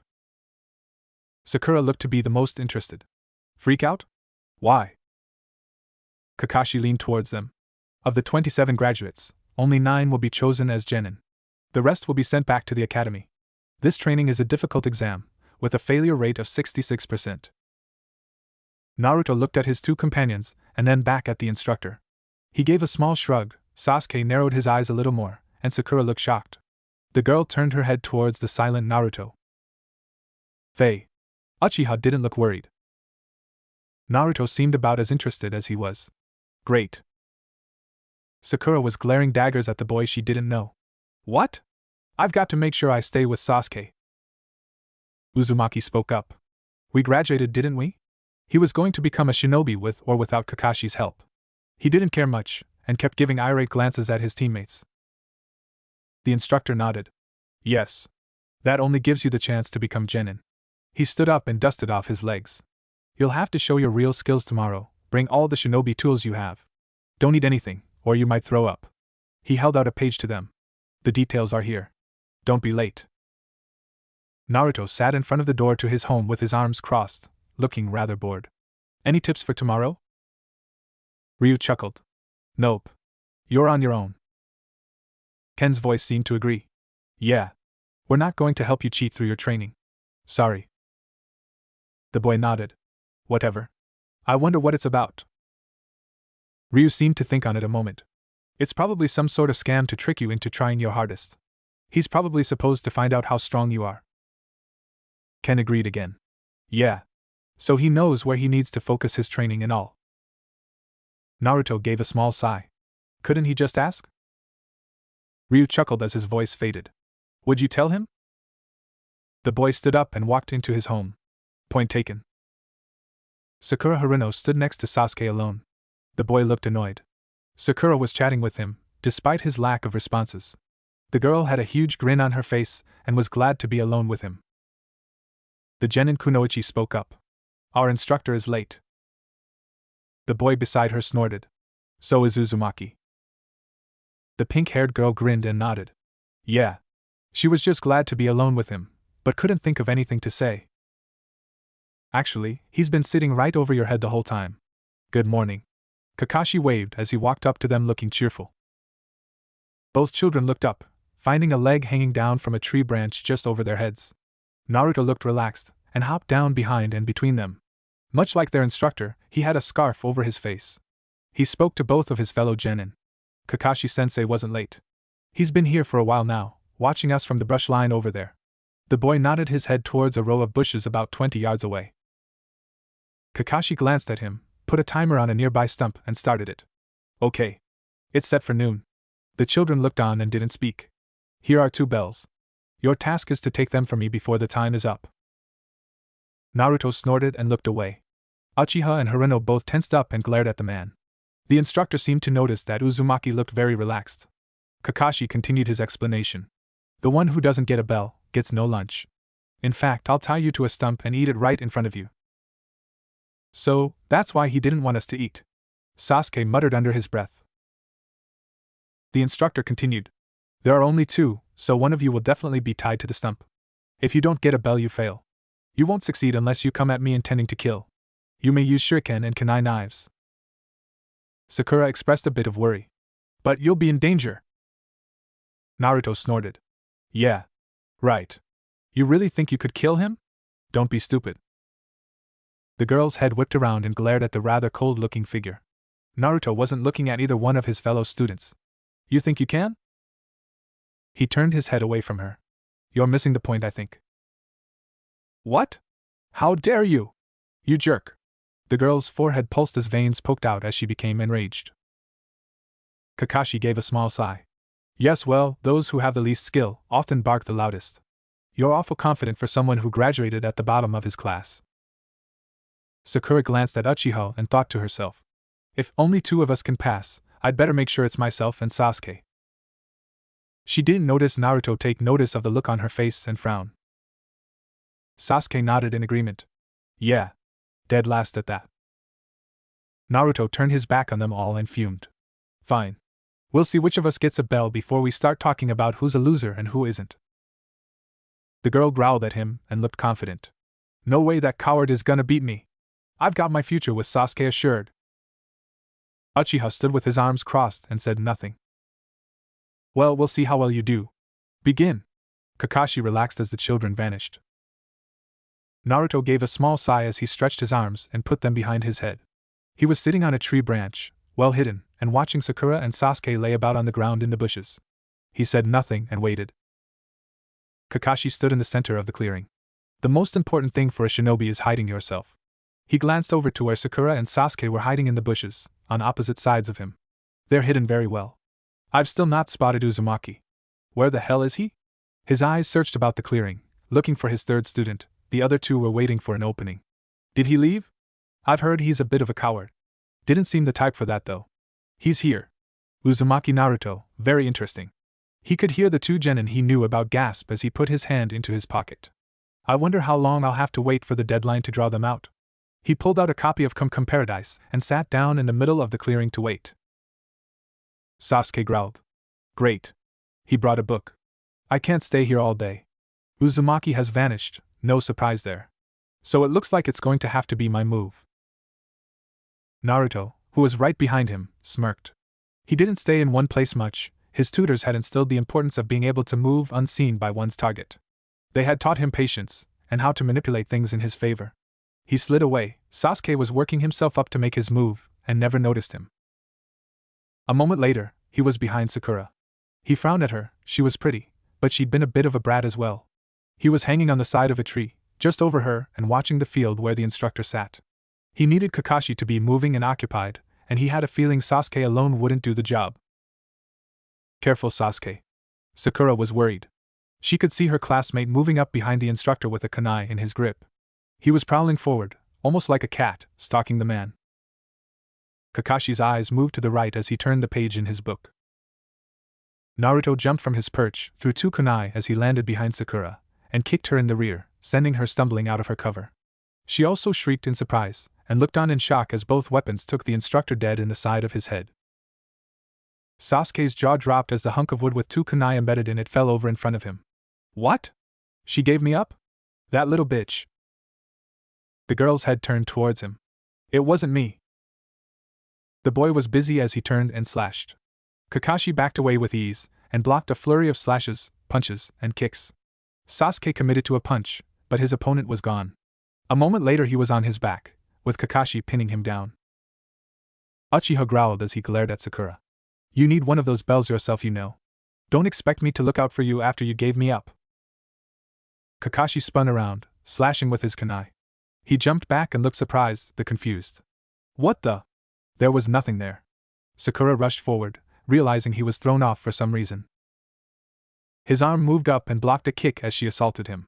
She liked using her legs, and the bulk of her attacks were kicks of some sort. She spun around in the air a few times as she launched herself at him. A soft push from his palm into her belly landed her on the ground. She frowned at him and rubbed the back of her head for a moment. He tossed the kunai knife away from either of his students, and it impacted the side of a tree on the other end of the clearing, seeming to accomplish nothing. Sasuke noticed he seemed to be ignoring them. What is he up to? He knew he needed to keep pressing. His legs pumped as he rushed towards him. He rushed at the man's back, and ended up punching Sakura dead in the face. He didn't give it a second glance as he spun into a kick aimed at the Jounin's head. Sakura was down, out cold. A genjutsu victim. The result of seeing a vision of Sasuke with mortal wounds. Kakashi was in control of the battle, of course. He'd separated the pair easily, after getting bored with the pair's strategy of wearing him out, one after the other. The Uchiha boy was glaring at the girl on the ground. Kakashi was reading his book against the trunk of a tree. Genjutsu, a form of hypnotism, she'd fall for that. I'm not like her though. The instructor turned his page again. Say that after you've got a bell, Uchiha. The village's most powerful clan. This should be interesting. Kakashi put his book away and stood facing the Uchiha boy. Sasuke charged forward, throwing out powerful and fast blows that were all blocked. This time, it took a little effort from the Jounin to hold the strikes back. The pair jumped apart, Sasuke throwing knives and shuriken at the older ninja. The younger ninja took to the air, throwing punches and kicks, while making grabs for the dangling orbs on the man's uniform. Each time, he missed. Sakura Haruno's eyes snapped open for the second time that day. The last thing she remembered was finding Sasuke's severed head on the ground. She turned and saw the boy sitting next to her. She frowned and turned up her nose. He'd hit her about 6 times that day. It didn't even slow him down once. The timer had expired, and they both had their heads hung low. Both of them had failed. Kakashi crossed his arms and looked at the pair. He was about to speak up, but Naruto Uzumaki jumped down on top of the stone between the meals with a grin on his face. He looked between the other two genin and grinned. Game's over then, is it? Where have you been? The hooded boy realized that question was coming from 3 places at once. He shrugged. I've been here all day, winning this little game of his. Have you got a bell? Kakashi leveled his gaze on the boy. No. Naruto crossed his legs and shook his head. Then how do you figure you won? The instructor looked annoyed. The Uzumaki boy seemed pleased with himself. Because both of them have bells in their pockets. You've been carrying around 2 rocks tied to some string for most of the day. You kept hearing them, because they were nearby, so you didn't think anything of it. Kakashi was looking at the rocks hanging from the strings on his fingers. Huh. They've both got bells, and I have to go back to the academy, right? I'd just as soon get rid of these 2 losers anyway. The black-clad figure jerked his thumb towards Sasuke. Mr. Avenger here, the minute his duty gets in the way of his revenge he'll stab the whole village in the back. I'd rather not be the one standing next to him when it happens. She's more interested in finding a boyfriend than being a ninja. He punched her in the face like 6 times, and she's still trying to flirt with him now. Look! Sakura went red and took her eyes off Sasuke's jawline and neck to glare at him. What? Naruto looked down at Sasuke. I'll take my chances next year. I'm going to be a great shinobi. The Uchiha clan won't be the strongest in the village forever. Someday, it will be the Uzumaki clan. The pink-haired girl gasped. That was cool. Who the hell is this guy again? She looked up at Kakashi. The teacher wasn't moving, and just looked at the blonde boy squatting over the food. Explain how you did this. When Sasuke made his move, I forced Haruno out of cover and into the fight. Naruto shrugged. I hung out nearby, waited for the fight to get near me, switched the bells for those 2 rocks. I kept following the fight, and slipped the bells onto these 2 when you knocked them down close to where I was. After that, I just hung back and waited for the timer to run out. If I told you we got the bells sooner, you'd have turned it around and told us we had to keep them until time runs out. The Jounin nodded. I see. You forced them to work together. They both forgot about you, and each saw a bell of their own. Clever. Once you stopped influencing things, they fell apart. Naruto seemed surprised. Huh? Really? I guess that's sort of how it worked. I'm not very good with that sort of thing, really. He pulled his hood off and grinned. It was fun, though. Challenging me to steal something was a bad idea. You weren't expecting any of us to get our hands on those. Kakashi scratched his head. I guess you've seen through my little ruse one way or another. His real thoughts were another matter. I'm gonna have to talk with the Hokage about this one. How can this be? I've never seen anyone so young, so advanced. Bottom of his class indeed. How could anyone miss this? What the hell is going on? Who is this kid? Where did he learn all this? Sakura looked confused. So Sasuke and I pass, right? She jingled her bell. The Uchiha boy had been staring at the bell in his palm in shock for quite some time. His fingers closed around it in a fist when the girl said it. Yeah. Well, you ain't tying me to no stumps if I didn't. I'm gonna go get some ramen. The blonde boy pulled his hood back over his head. No need, Uzumaki. Why didn't you just keep the bells yourself? The man cocked his head and scratched at his skin as he approached the stone. The boy looked up at him and grinned. Huh. I can pass that stupid exam at the academy no problem now. I could never get past the Bunshin no Jutsu. I'm gonna be a true shinobi, a servant, a weapon, and a shadow. Kakashi nodded. You understand that means being part of a team. Yeah. I work well with others. Better than that dork Sasuke. I'm gonna get you for slapping her around later on, Mr. Mini Rocket. Heh. Naruto was more experienced than anyone there, including him, realized. Some of the pranks on the village he'd been a part of were quite elaborate, and required more than one man, or a coordinated effort on more than one front. Kakashi gave a heavy sigh. I think I get it now. Naruto appeared to be some sort of shinobi genius, but he was very immature. It was almost like he didn't know it, despite the fact that someone seemed to let him in on it at some point. Who trained you? Kakashi looked down at the boy. Huh? You don't know Iruka-sensei? The blonde kid looked up at him, and hopped over Sasuke as he attacked. The Uchiha boy ended up tackling Sakura. He almost ended up lips first on her face, but jerked to a stop just short. Naruto had grabbed the back of his shirt and tossed him aside, leaving behind one annoyed and flustered girl. Quit being a jerk. If you try and stab me in the back, I'm gonna be the one who walks away. Kakashi nodded. I know enough to realize you didn't learn all that from him. Naruto chuckled. I thought everyone knew. I've got 2 invisible friends. They're teaching me how to be invisible too. They aren't gonna talk to you if you're not good enough to find them on your own. I already told the Hokage and everything. Everyone was looking at him with wide eyes. Kakashi gave a nod. You've passed. You're the first ones ever. Beginning tomorrow, Team 7 begins its duty. He turned away. He needed to have a chat with the Hokage about this. Naruto's victory was inconvenient. Now he had to write some sort of stupid speech to get them to learn the lessons they were supposed to. He was going to have a tougher time with the Uzumaki boy than he thought. The weirdest possible place. What the hell was wrong with Iruka for failing this kid 2 times? Something was going on with Naruto Uzumaki, and he now had plenty of time to figure it out. Kakashi stood in the Hokage's chambers with his arms crossed over his chest. We need to talk. Iruka was standing in the corner with his arms crossed looking on over the conversation. The old man was peering over several scrolls. He didn't seem very surprised and looked up at the Jounin. About what? Naruto. The boy's Jounin instructor seemed calm and serious. What has he done now? The old man gave a small sigh. He beat me. The Hokage nodded.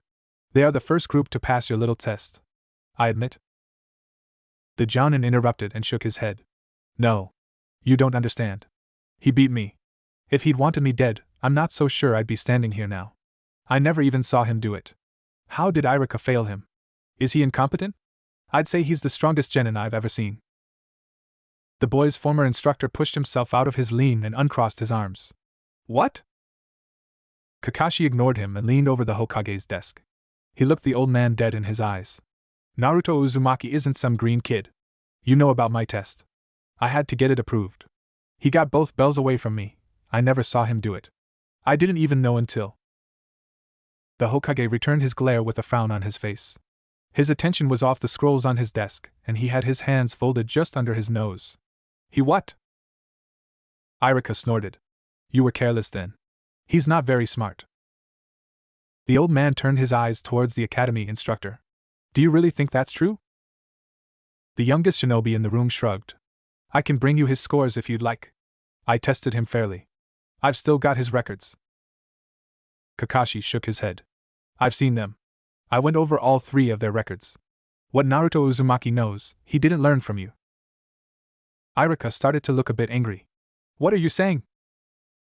The Hokage shook his head and closed his eyes. Then where did he learn them? He's got no one. The Jounin stood tall and crossed his arms again. His 2 invisible friends aren't as imaginary as you seem to think. Something is going on with that boy. He could have killed me. A Chunin like Irika would stand no chance against him. He's not a Genin-level shinobi. He's far more skilled. In fact, I'm not sure how good he really is. The boy's former instructor frowned and turned his head away. He's immature, his control of chakra is poor, and the only thing he seems to be any good at is taijutsu, and he's shown no real exceptional talent there. The Hokage gave a heavy sigh. Kakashi is correct. The boy is a genius. Who do you think our village's invisible prankster is? We can't prove anything, but I've known for some time. We've not been able to catch him in a year and a half. The Jounin nodded. I see. I don't think he's acting alone. There is someone else involved. The old man nodded. I suspect that is true. However, we can prove nothing. You are welcome to present any evidence you find on just who these invisible friends of his are. Irika gasped. What?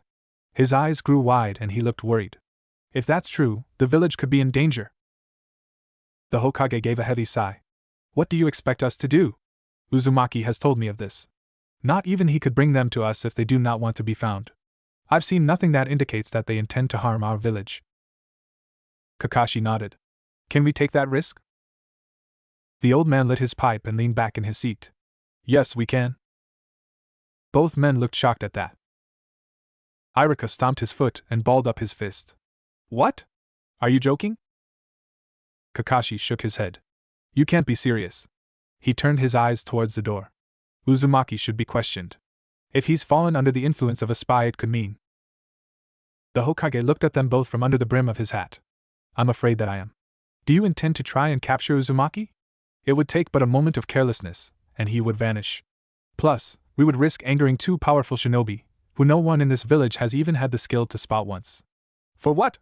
A threat that has not presented itself as anything more than a minor annoyance. Kakashi looked a little pale. What? What should I do? Keep him with me, and make him even stronger than he is now. Possibly give away our village's secrets too. The old man grinned at him. Yes. That's exactly what you'll do. He seemed to settle in his chair. If these invisible friends of his are real, they've had plenty of time, and more than enough skill to discover such things. If it is true, it is already too late. The Jounin staggered back a step in surprise. Huh! Irika looked just as shocked, but said nothing and hung his head. The Hokage puffed on his pipe and blew a cloud of smoke into the air as he sighed. You're not seeing what this could mean for our village. Whoever his friends are, they are teaching him this skill. Do you understand? Irika hung his head with his eyes wide. You mean? One day, he too will become a Jounin. I have little doubt of this. He will take students and train them, just as Kakashi will train him. As he said, his control of chakra is poor, he is immature and unexperienced. He has no friends, no family. He will remain a genin for now. He needs the training, however great his skill is. He needs teammates to help him grow. The old man stood up and put his palms on his desktop. He told me he wishes to become a great shinobi. I may one day regret it, but I see no reason not to believe him. To put it in his own words, a servant, a weapon, and a shadow. His former instructor nodded as his features calmed. He knows most of the village doesn't like him, yet the boy's words on the night that traitor Mizuki was captured came to him again. He said them out loud and looked as he looked at both the men in the room with a strange smile forming on his lips. Maybe I don't care much for a lot of them, but I'll never become a ninja, or get their respect if I turn into a traitor. Kakashi seemed to think on that. I see. He works well on a team already. Much more than I expected from a genin. He's very observant. He noticed when Sakura gave Sasuke away. I heard her muttering in the bushes while he was trying to sneak up on me. I'm pretty sure I gave myself away. He nodded. He used them both, but did it by forcing them to work as a team. He tricked them into doing it, though he claims he didn't realize it. Irika seemed confused. What do you mean? The Jounin looked at his former instructor. I was waiting for them to make their move, reading a book. Uchiha was sneaking up on me from behind, and he forced Hiruzen out of her cover when he realized I had noticed him. I was using the book to appear inattentive, and turned the page before I'd finished reading it. I'm pretty sure it's what gave me away. I wasn't expecting a genin, especially one who was at the bottom of his class, to be so observant. The Hokage nodded. Yes. Well, we can't prove that his new friends are anything but imaginary. They've left no signs of their presence in the village, or the area around it that we've discovered. I suspect they appeared about 2 years ago. A long time, for someone who intends to do us harm to wait. I do not suspect they are enemies, but I also don't think we should let our guard down. We do not know them, or their intent. Uzumaki seems to be the best way to keep an eye on them. We have no other leads, and forcing his hand could prove more dangerous than you two yet realize. He puffed on his pipe and looked back and forth between the pair in the room with him. I've sent one in to seek this mysterious pair out on several occasions. They found nothing in the village, or in the surrounding wilderness to indicate they even exist. Even if they are real, there is little we can do if we cannot find them. Teaching the young Uzumaki what they have only serves to lessen my concern. Though I admit it is still there. Both men were standing in a relaxed posture. Kakashi nodded, and Irika turned away from them both. Kakashi rubbed on his chin. That worries me. The Hokage turned his eyes back down to the scroll again. Team 7 will begin taking D-ranked missions tomorrow. There is little we can do but watch and wait. The Jounin gave a short nod. Understood. I suppose I should get some sleep then.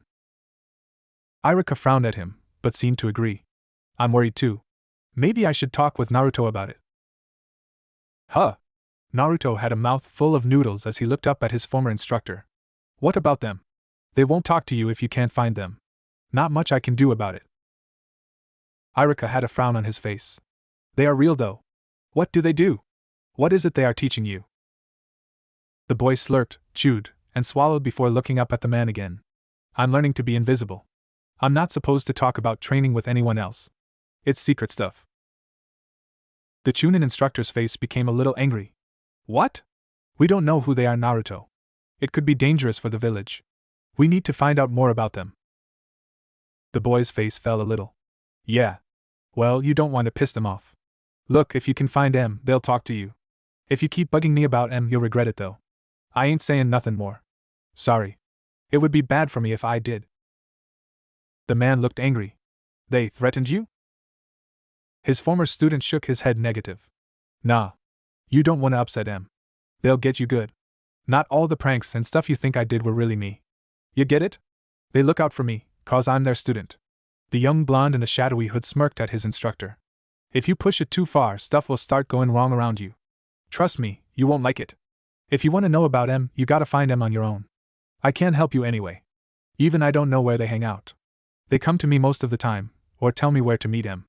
I don't really see them much myself, but I know they're around. Irika nodded, leaned back a little in his stool, and fell flat on his back as it gave way. His eyes were wide in shock as he pushed himself up. The screws that bolted the seat into the ground in front of the counter were undone and scattered about the floor around his toppled stool. It wasn't broken, but had been taken apart at the base. His eyes turned up towards the boy finishing up a bowl of ramen. What the? You alright? The owner of the ramen booth was looking down at his fallen customer. Again? I just had that seat repaired. It's brand new. Naruto shrugged and grinned at him. Don't say I didn't warn ya. If you keep asking me about M, this'll keep happening. I'll tell you what I told that old fart when he asked. He hopped down and helped the sweating and rather pale man to his feet. They told me to tell anyone who asks, find M on your own, and they'll answer anything you want to hear. He dusted off his former instructor's shoulder. I ain't gonna be able to do anything to help you out either. You're on your own. A slap to the man's shoulder and a cheerful wave was the last thing Irika remembered seeing. Thanks for the ramen, sensei. The Chunin looked over his shoulder, and the boy was nowhere to be seen. It wasn't that surprising, but now, it bothered him more than ever. What the hell? Who? What kind of? The booth had at least 3 jounin sitting around him, and 2 other Chunin. No one looked like they had seen anything more than him taking a tumble. He looked about the street. Several other shinobi could be seen walking about nearby. None of them appeared to have seen a thing, and no sign that his former student was ever there could be seen. What the hell? How does this keep happening? The booth owner gave a small sigh as he looked over the stool and collected the screws. This is the third time this month. No one has ever seen anything? Irika looked over his shoulder. The business owner sighed and scratched his head. Not once. It's like someone is unscrewing them. There's no way though. The last time, it was that Jounin Ebisu. I can't figure out what's causing it. These screws are warded against prank jutsu. He held one of them up, it was about 4 inches long, and had characters carved onto the bolt head. There's no way someone is sneaking up and unscrewing them by hand without anyone noticing. I mean, look at who is sitting here now. It's usually like this here. It's not been the same seat every time either. I can't figure it out. I replaced the flooring 2 months ago, and the threads aren't worn or anything. It's so weird. Irika swallowed and nodded. Yeah. Weird. He put some money on the counter and turned to walk away. I'll be seeing you. The owner looked a bit worried. Sorry about this. The academy instructor gave him a nervous-looking grin. Don't worry about it. It's no big deal. A week later. The blond boy sighed as he looked at the shogi board in front of him and pushed a piece forward. He was sitting in the woods with the board set up on a tree stump. In his hand was a raw rabbit leg. He was taking bites out of it and wiping the blood off his lips with a paper towel as he mulled over the game. Ken was sitting across from him and made another move. That's kind of gross, kid. The boy shrugged. Yeah. I can tell he likes it though. Still won't talk to me, just growls and stuff. Ryu was looking on at the game while leaning on a nearby tree trunk. Yes. Well, he's not a pet, and you can't expect to boss him around either. You're stuck together, so it will make things easier. I'm guessing he doesn't like people much, so don't expect much in the way of conversation from him either. He'll probably be pretty rude if he does speak at all. Ken nodded. Yes. Most demons are like that. He made his move and waited while the boy peered at the board and nodded. Naruto gave a small sigh. Yeah, well, it is pretty gross, I guess. Still, it's not horrible or anything. I kind of got used to it. He likes hunting them too. The shinobi sitting across from him nodded. Killing them, he enjoys that too. You shouldn't be too trusting. He is a demon, and not a pet. Listen to him too much, and you'll become a monster. He needs to understand that you're only willing to go so far to make him feel more comfortable. You're stuck with him as much as he's stuck with you. Ryu nodded in agreement. Yes. This sealing jutsu is new to us. We had creatures similar to him where we come from. It's not impossible to form relationships and speak with them though. They aren't very friendly even then. It is possible to be civil with them though, and it's best to be respectful. Ken smirked as the boy made his move. You're improving. Don't go trying to boss that thing around, and don't try to give him commands. He'll never be tame, and you can bet he'll try to trick you if he can. If you treat him well, he may decide to help you if you need it one day. Don't go counting on it. Naruto grinned and wiped his mouth. He licked at the fur on the dead animal's leg to clear another space to bite. You two seem to know a bit about this sort of thing. Ken shook his head. Not really. We've never dealt with something like that ourselves. There are others where we come from, in the past, who have made agreements with their kind. Ryu smirked. You've lost, Ken. He should head back. The other shinobi was gone when Naruto looked up from the game. Both of them had vanished. He started putting the game away and sighed. Yeah. I've got another mission. The boy didn't sound pleased. Probably more potato digging, or babysitting. It's pretty boring. You'll miss it when your missions become dangerous, Ryu's voice said from the shadows. Ken's voice agreed. He's right. Enjoy the easy work while you still can. Stop screwing with that Uchiha kid so much. The Haruno girl too. They are your team, and you should start helping them out. Naruto flushed. What? Are you kidding? The guy is a... Yes, we know. Ken chuckled. I've got to admit, it's been entertaining.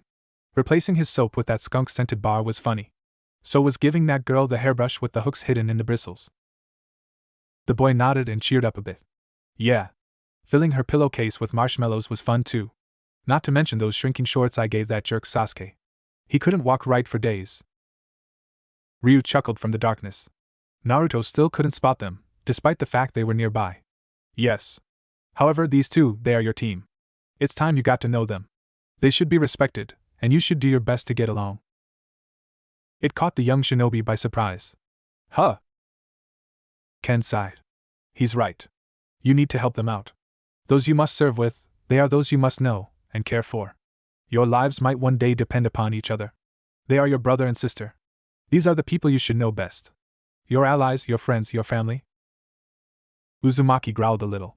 That jerk Sasuke, he's not my. Ryu's voice was a little firm, but not angry. They should be. Your fellow shinobi must be respected, and you should do your best to help them when you can.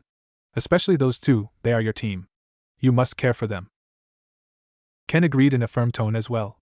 That man, Kakashi, he is right. A shinobi who does not look after his companions is lower than trash. In our line of work, in our way, all a shinobi has are his companions and his duty. The boy's face fell, and his eyes softened as he looked at the ground. Ryu was smiling, Uzumaki could tell from his tone. These two, they may be your only chance for real friends. We like you, but we are teachers. The ones you work with, they are your peers. You will need them one day. Such strength is often more important than personal power or skill. Naruto's eyes went wide. It was obvious he was confused. Huh? I don't understand. Ken's tone was light as he answered. What is it you fight for? What is it you will protect? Yourself alone? Is that all you care for? If that is true, you will never know real strength. The genin pulled his hood over his head and started walking away. I still don't get it. Ryu's voice faded as he left the edge of the wood for his home. That is something you will only understand in time. Stop hiding from them all the time. Ken's voice grew weaker as he spoke and left as well. He's right. Being invisible is fine, but you must have a connection. Even we had those who knew of us, our fellow shadows. It's hard to get laid if no one knows you. You'll regret it when you're older if you vanish from the world completely now. Naruto's nose scrunched up a bit. Laid? Perverts. Still, I guess. Hey. Sakura Haruno gasped and clutched at her chest. Potatoes tumbled across the ground at her feet as she landed on her rear. Sasuke frowned. Finally decided to show up and help with the work, did you? Every time we've got to do anything, you vanish. The boy sounded annoyed and dumped an omelette into a wheelbarrow in front of him. The Uzumaki boy's eyes turned to glare at him. What are you doing? Scaring me like that, you lazy jerk? Sakura dumped what was left in her arm into the same wheelbarrow as Sasuke. She frowned at the shadowy boy and flushed as she stepped back away from him. Kakashi seemed to appear in front of them. He had his place kept in the book that was against his hip with his thumb. Now, don't go scolding him. The Uchiha boy looked over his shoulder at him. What? We've been out helping with the harvest for a week now. Babysitting brats, and finding stupid pets. He's done just as much as you. In fact, he usually does more. Sakura took 3 loads of rice from the fields yesterday, and you collected 5. Uzumaki turned in 6. Kakashi seemed cheerful and put his hand on the black-clad Naruto's shoulder. He's not been slacking off at all. You've just not seen him. Uchiha and Haruno both looked at their instructor with wide eyes. Huh? I've been doing missions with you every day. What? Did you think that missing dog fell out of the sky into your arms yesterday, Uchiha? Maybe it climbed a tree and decided to ambush you.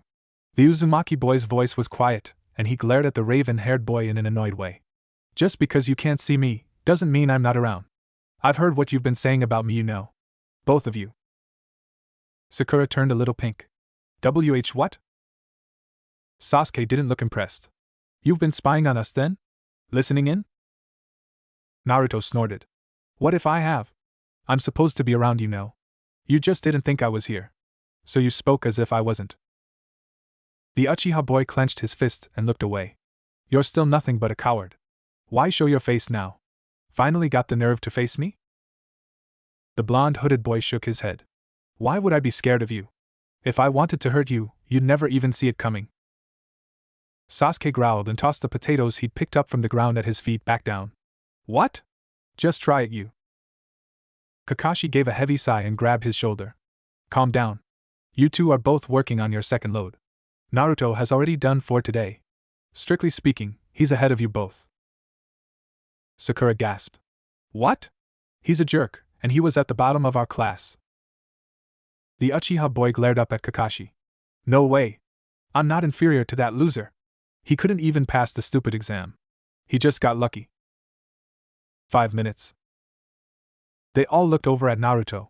He had his back to them, with his arms crossed over his chest. Kakashi gave a sigh as his one visible eye drooped a little.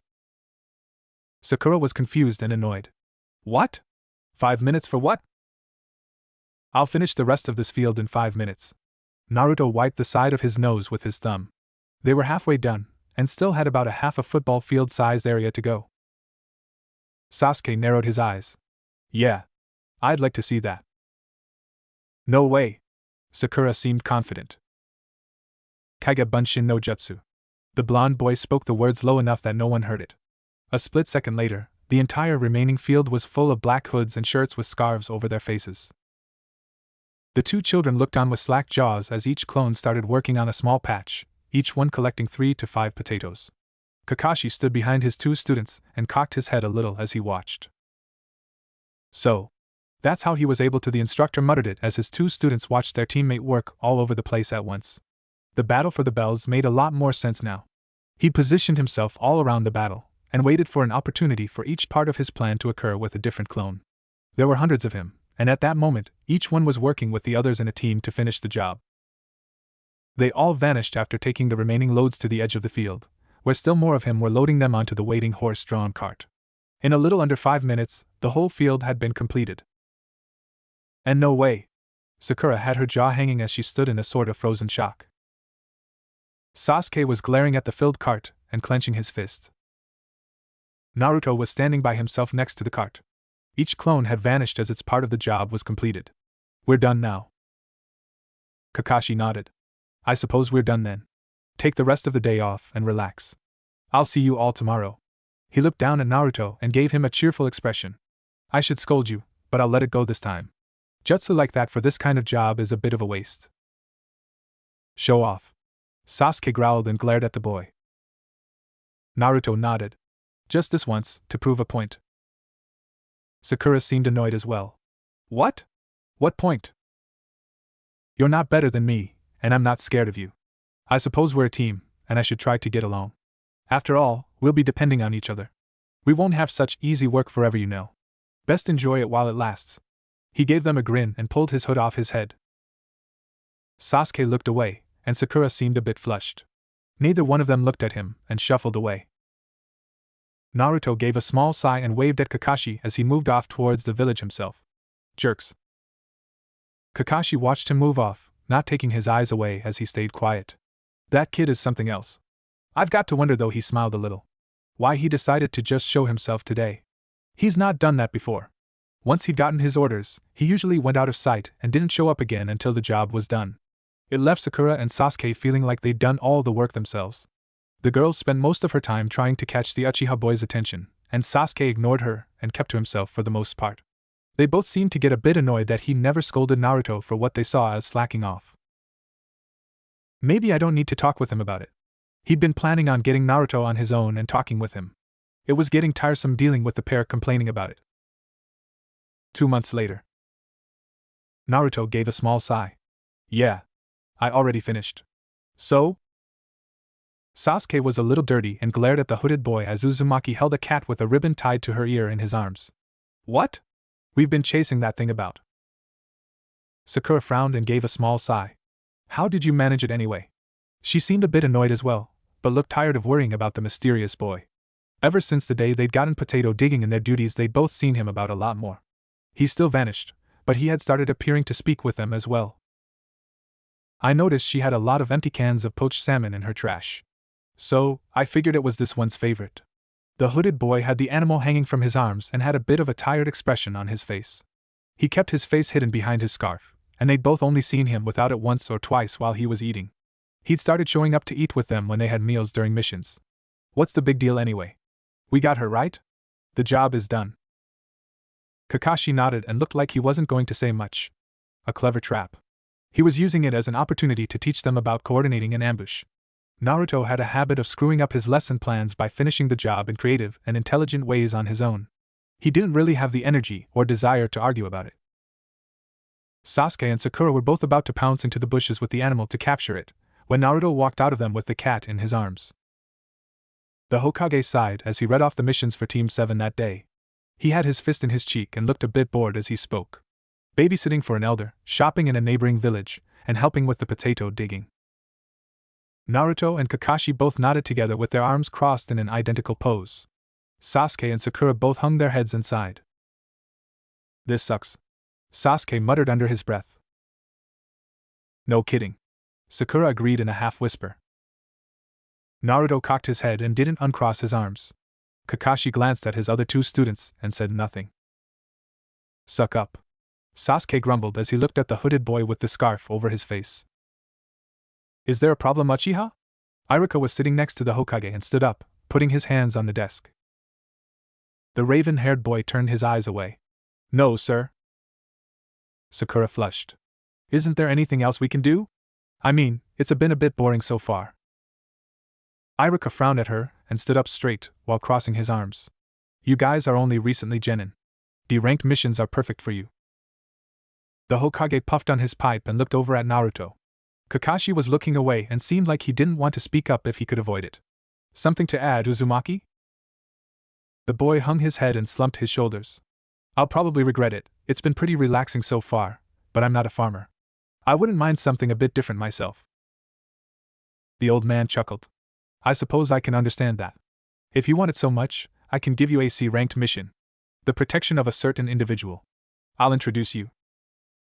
The door opened, and an older man with white hair, a small beard, and a bottle of alcohol in his grip leaned against the door frame. Huh. They're all a bunch of super brats. The short one looked stupid, hiding his face. What? You got chronic acne or something? Sakura snorted in amusement. Sasuke glanced at the hooded boy next to him and turned his nose up and away from him. Naruto glanced back and forth and seemed to realize that he meant him. I'm gonna get you for that later, old man. Kakashi gave a small sigh. You can't hurt him, he's a client. I am Super Bridge Builder Tazuna. I expect you to provide me with protection until I get back to my country and complete my bridge. Yeah. Don't mess with me, old man. I'll fuck you up. Naruto narrowed his eyes at the rather irate and lazy-looking man in the doorway. A short time later, Tazuna looked about as Sakura and Sasuke walked out of the gates ahead of him and out of the village. Kakashi was behind him and gave a small sigh as the two young genin looked about at their surroundings. It's kind of exciting, isn't it? Sakura smiled at Sasuke. Uzumaki has vanished again. Typical. The boy was ignoring her and looking about at the brush along the path that led away from the village. Where's that other brat? The stupid-looking one? Tazuna glanced back at Kakashi. Did you send him ahead to scout or something? He didn't seem too bright. Kakashi shrugged. I'm not sure where he is. He's around nearby, though. I'd be careful what I said. The man snorted. Huh? Why? What's that brat gonna do? He brought his bottle up to his lips, took a few deep gulps. His eyes went very wide, the air was sprayed with liquid, and he gasped for breath. Tazuna started coughing and gagging as he leaned over while the three shinobi looked at him in wide-eyed confusion. The man looked at his bottle in shock and gasped out a few muttered curses. Are you all right? Sakura took a tentative step forward and raised her hand a little. Sasuke kept his back to them all and hid his smirk with his hands in his pockets. Kakashi was at the man's side. What happened? Tazuna seemed confused as he looked at his bottle. It was fine a moment ago. I don't. Kakashi took the bottle from his grip as he narrowed his eyes and sniffed the contents with care. Oh. I see. Well, I did warn you. It's best not to tease Uzumaki. His revenge can be quite terrible. The bridge builder seemed confused. I've had that in my hand the whole time. I don't. Sakura looked at Kakashi. Sensei, what happened? Kakashi held the bottle up and shook it. It was about half full. It's full of vinegar. Sasuke looked over his shoulder and frowned. There are people in the village that won't even say his name. People who piss off Uzumaki tend to have bad stuff happen to them. The pink-haired kunoichi frowned at the boy. Huh. I never really noticed until we got put on the same team as him. The raven-haired shinobi looked ahead and started walking with his hands in his pockets. What? The kunoichi got a little wide-eyed. Hey. I guess nothing has happened to us in a while. Sasuke nodded. Yup. Not since that day in the fields. The girl blinked and thought about it. Why, you're right. Why not? She flushed as she realized they'd both said nasty things about him. He never seemed to be around, and didn't talk much. They'd seen a lot more of him since that day. The boy in question was leaning against a nearby tree. You're on my team. He looked at Tazuna and narrowed his eyes. That old guy isn't so lucky. The bridge builder frowned. Where did you come from? Naruto turned his head away and pushed himself upright with his shoulders. Just cause you can't see me, doesn't mean I'm not around. You brat. This is how you treat your clients? Tazuna threw the bottle Kakashi had handed back to him on the ground. I told you, screw with me, and I'll fuck you up. With that said, he followed after Sasuke. Tazuna glared at his back and turned to face Kakashi. Am I safe with that brat? The man gave him a cheerful expression. Don't worry. I'm a jounin. You'll be fine. A short distance away, Kakashi and Tazuna were talking with Sakura about Wave Country, where they were headed, and Shinobi. The Wave Country didn't have a hidden village, and the girl was curious. So, we won't run into any foreign ninja, sensei? Kakashi laughed in a cheerful manner. No. Don't worry.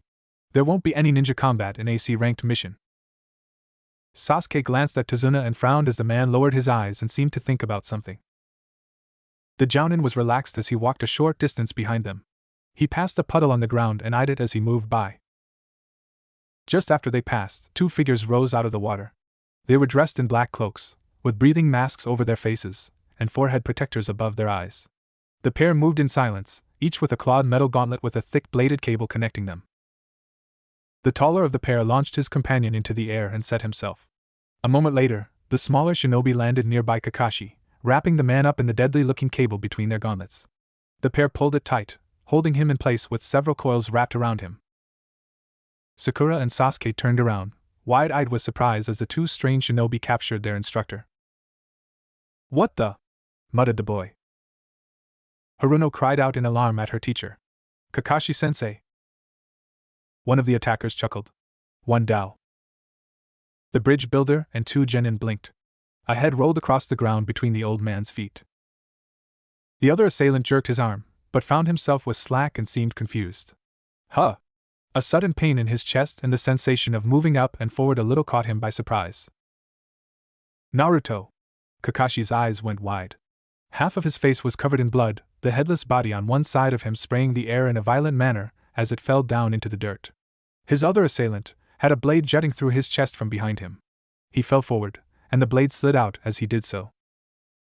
The hooded boy jerked his arm, shaking the blood off his sword and put it back onto his back as he looked down at the fallen shinobi in front of him. His eyes were calm and he cocked his head as he flipped the attacker over with his foot. An enemy. Kakashi was looking at him with a wide eye. The coils fell away from his body and he took a staggering step towards the hooded boy. Uzumaki.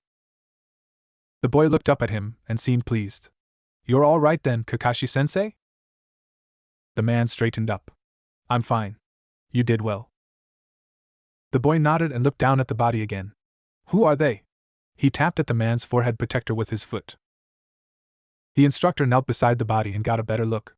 It looks like a shinobi from the hidden mist village. Chunin, I'd say. Sasuke was looking at Naruto with wide eyes. Sakura was in front of Tazuna, and she was shaking a little with a similar expression. Haruno was looking at her black-clad fellow genin in surprise and confusion.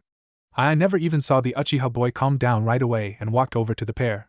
He looked the body up and down and glanced over at the headless corpse. Not bad, Uzumaki. Kakashi nodded at Sasuke. This isn't a C-ranked mission anymore. It's at least a B-rank assignment now. We're not sure if they're after one of us or our client. I didn't want to kill them right away. The blonde boy shrugged. Sorry. It looked like you were in a bit of a bind. He glanced at Tazuna. When they came out of that puddle behind you, they looked at him first. I'm pretty sure they just attacked you to get you out of the way. Kakashi nodded. Yes. Well, we're not sure. Sakura stayed in front of the old man and looked nervous with a kunai knife in her grip. What do we do then? Their instructor was looking at Naruto. The boy wasn't paying any attention to the bodies anymore, and was looking about the tree line. He didn't seem to be thinking much at all about what he'd just done. He didn't seem to think anything of it. The boy fell to his knees and started going through the body's vest pockets. After a moment, he looked up at Kakashi. Well, I guess we know now. He handed the man a photo from the dead shinobi's pocket. It was of Tazuna, and the edges were worn, with a few punctures from what looked like shuriken or kunai on the man's face. He frowned at the evidence and nodded. Tazuna-san. I need to talk with you. He walked away from the group and waved the old man over. Naruto was calm and collected, and that bothered him a little. When he looked away from Tazuna towards his students, the blonde boy had already vanished again. Sakura was breathing heavily as Sasuke walked over to her side with his hands in his pockets. He looked calm and cool as well. The girl was flustered and excited. "Did you see that?" she gasped at her fellow genin. The boy glanced at her and frowned. "No. I do feel better about this mission now." He looked at the road ahead. He felt better about the team as well. "We can count on him if we need to." "That's good." Uzumaki Naruto's reputation as a coward seemed less deserved than it ever had before in his eyes. He'd not caught a glimpse of the boy until it was over. 2 men had died right in front of him, and he'd not seen the strikes. A chill ran down his spine, and he felt his skin crawl a little. It wasn't really a pleasant feeling, but his respect for his teammate had grown. "Be better?" Sakura's eyes got a bit wider as her jaw dropped a little. "Master Kakashi just got attacked by 2 strange shinobi." Sasuke smirked. "Yup. Interesting." Sakura flushed a bit as she seemed to calm a little more. "That's kind of cool, I guess." The boy with her didn't seem to think anything of it. Sasuke didn't seem worried at all, and it was kind of hot. Her cheeks flushed as a breeze blew by, shifting his hair and shirt. Uchiha wasn't paying her any attention. "Pretty impressive, Uzumaki." He looked back towards Kakashi. Naruto frowned as he looked down on the scene from a nearby tree branch. "No. Not really." He looked at his hand and frowned. He'd never killed anyone before. He clenched his fist and looked over at Kakashi and the old man. He had to look ahead now, though. As far as he was concerned, the mission was only just starting. His eyes turned towards the head that was still resting on the ground nearby. The eyes were open, and seemed to be looking right at him. "I'll think about it when this is over." He closed his eyes and forced himself to turn away from it. Kakashi stood with Tazuna a short distance away from his 3 students. The old man was nervous. The bodies of the mist ninja were still lying about on the ground a short distance away, and they were several miles from Konoha village. The bridge builder hung his head and frowned. "I'm sorry. I realize that you're probably acting outside of your duties now." The Jounin nodded with his arms crossed, and his eye gave nothing of his thoughts away. Tazuna continued. "It seems a super dangerous person wants me dead. You probably know his name already." The ninja nodded and his eye narrowed a bit. "Who?" The old man gave a heavy sigh. "The shipping magnate Gatu. He's one of the few very wealthy people in the 5 countries. Kakashi looked surprised. "The head of the shipping company?" The bridge builder nodded and lowered his eyes. "Yes. He uses the shipping company as a front. He uses ninja gangs, and sells drugs and other illegal items on the black market to take over businesses and countries. The bridge I'm building threatens his monopoly on trade in our small country. He's set his eyes on the wave country, and now controls all shipping operations there. I need protection to complete my bridge. It's the only thing he has to fear." The Jounin uncrossed his arm and his visible eye was rather wide. "I see. That bridge of yours is a threat to his business." The old man nodded. "Yes. It will eliminate his hold on trade within our country. I understand if you feel you must leave. If you do, I'll surely die. My cute 10-year-old grandson will cry for a few days, and my beautiful young daughter will hate the Leaf Ninja forever." Kakashi nodded. He glanced over his shoulder. Naruto was standing nearby, leaning against a tree trunk watching them in silence. He knew the boy had overheard the whole conversation. "I see." He looked back at Tazuna, and then back at where Naruto had been standing. The spot was empty again.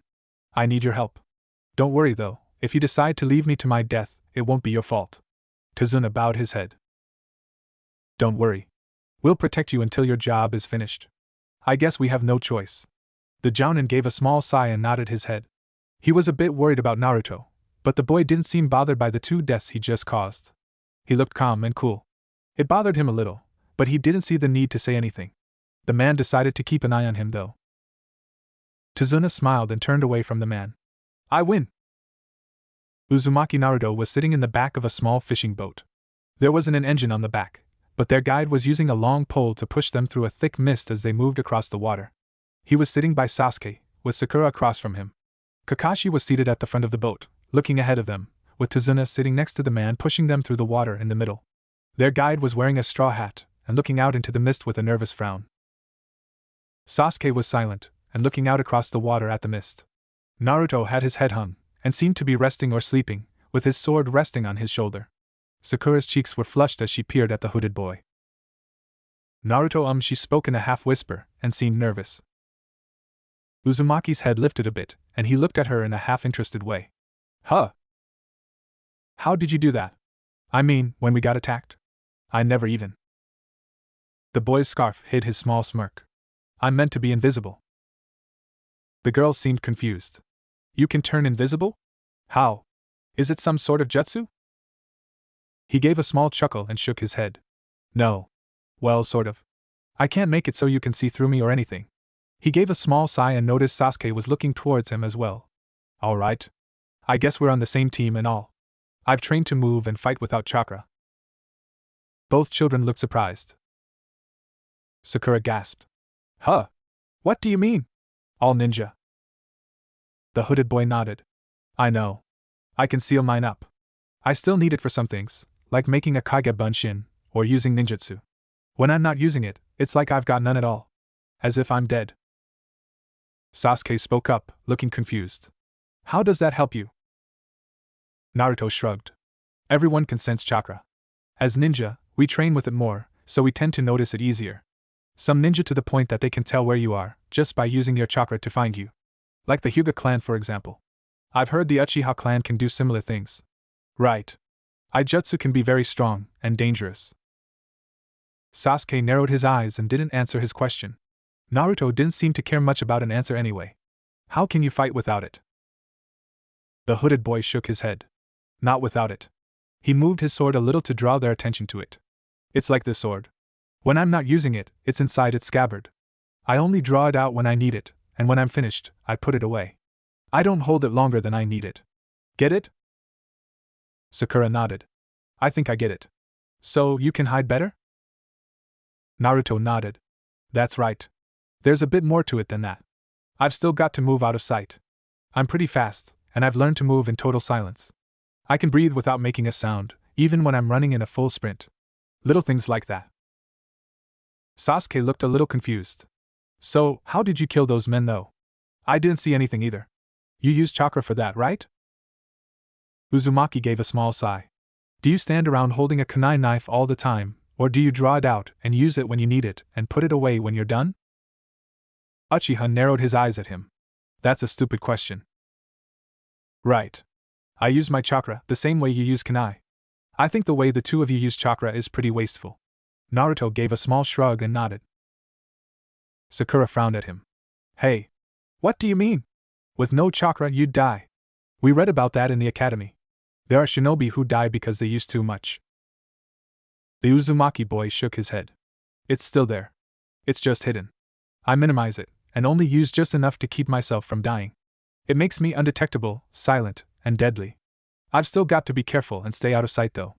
I'm not really invisible, not in a literal sense anyway. Sasuke frowned at him. It would also make you pretty weak. I don't get how you claim you can fight like that. It takes chakra to even throw a punch, much less one that's going to hurt someone. Naruto nodded. I suppose. Let me put it this way though. You can't hit what you can't see. Float like a butterfly, sting like a bee. Sakura nodded and seemed to think about it. That doesn't sound very fair. Uzumaki snorted in amusement. Fair is for samurai. If I'm in a fair fight, I've already failed. I am shinobi. Sasuke frowned. Not very honorable. Naruto glanced at him from the corners of his eyes. I prefer duty to honor. I'll complete my mission, honor be damned. It's a thing for those who seek glory and praise. I'm a shinobi, and I'd prefer no one knew I existed. The Uchiha boy seemed surprised at this. Seems a bit cowardly to me. Haruno looked a bit uncomfortable and nodded. He's right. Naruto shrugged. I don't care what either of you think. I'll do my duty, and I won't give up until it's done. That is my ninja way. Sakura flushed a bit. You killed those guys like it was nothing. It was pretty cool. Naruto lowered his head. I'd rather not talk about it. It's not nothing at all. Huh? The girl looked surprised, and Sasuke frowned and looked almost disgusted. The hooded boy turned his eyes towards the water. I'll do my job, whatever the cost. Don't talk about death as if it's something cool or fun. Thinking like that is dangerous. Especially with people like us. He glanced back with a bit of anger in his eyes. I'm not going to be some monster. Haruno looked a bit embarrassed and looked away from him. Uchiha gave a snort and looked out into the thick mist. Whatever.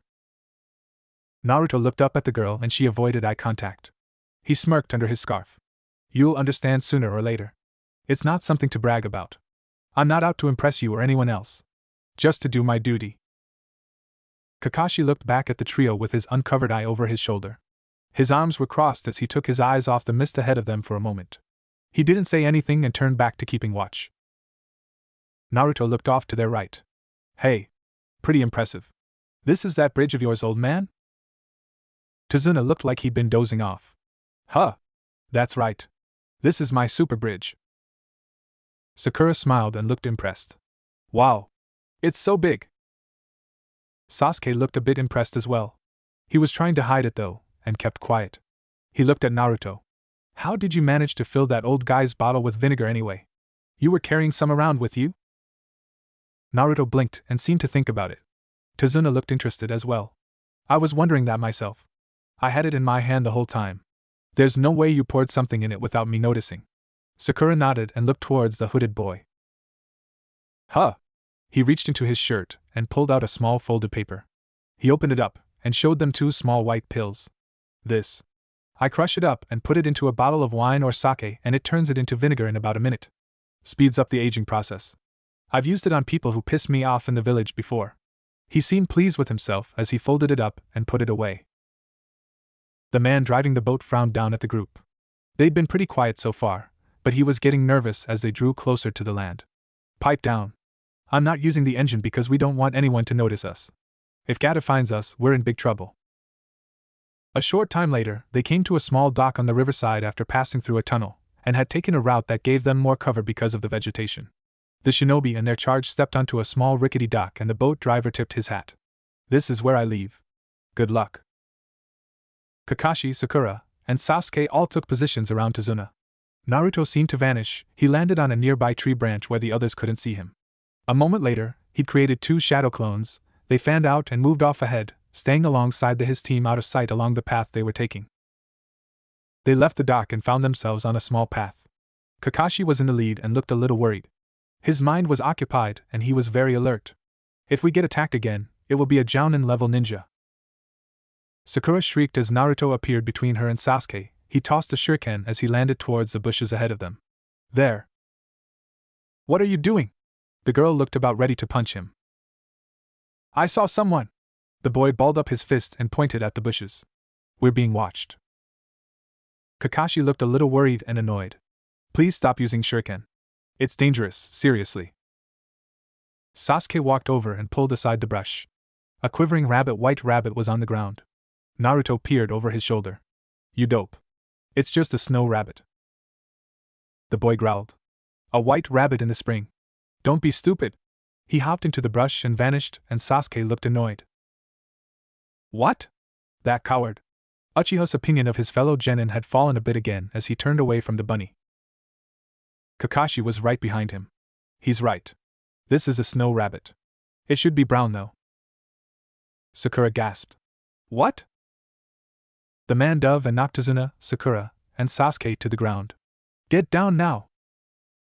A huge sword spun over their heads and impacted on a tree trunk a few yards ahead of them. A tall, bare-chested shinobi in striped pants with his face covered in rags with short black hair was standing on top of it with his arms crossed. He was wearing his forehead protector cocked to the side over his head. It had 4 small wavy lines where Kakashi and his team had the leaf symbol. Kakashi looked up and gasped. This guy is... Naruto was already on the move. He shot by the tree trunk from the bushes beside it. The new shinobi blinked in surprise as he noticed the small black blur move by underneath him. The towering figure waved his arm, and a line of kunai landed in the dirt along the path the shadow had moved. He turned his head and saw Naruto putting his sword back as he hopped back into cover in the brush. The man's foothold shifted and he staggered on top of the massive blade sticking from the trunk as it tilted back. What the hell? The assassin grabbed his blade's handle, pushed his feet against the trunk pulling his weapon and foothold free. The enemy ninja pushed off as the tree toppled, cut near the base. He put his hands out, landed in a handstand and rolled across the ground before stopping himself, and swinging his sword in a wide arc. There was a pain on his gut, and he growled as he saw a katana pointing straight up in the dirt just in front of where he landed with blood on the tip. His empty hand was over the small shallow wound on his belly. Heh. Clever. Kakashi stood tall in front of Tazuna and his 2 visible students. The sword fell over and slid into the bushes as a wire on the end of the grip became visible for a moment. It vanished into the bushes, and the towering ninja tossed 5 kunai into the place where the sword had vanished. He brought his sword up and sparks flew as a black blur jumped out of the bushes opposite where the sword had gone.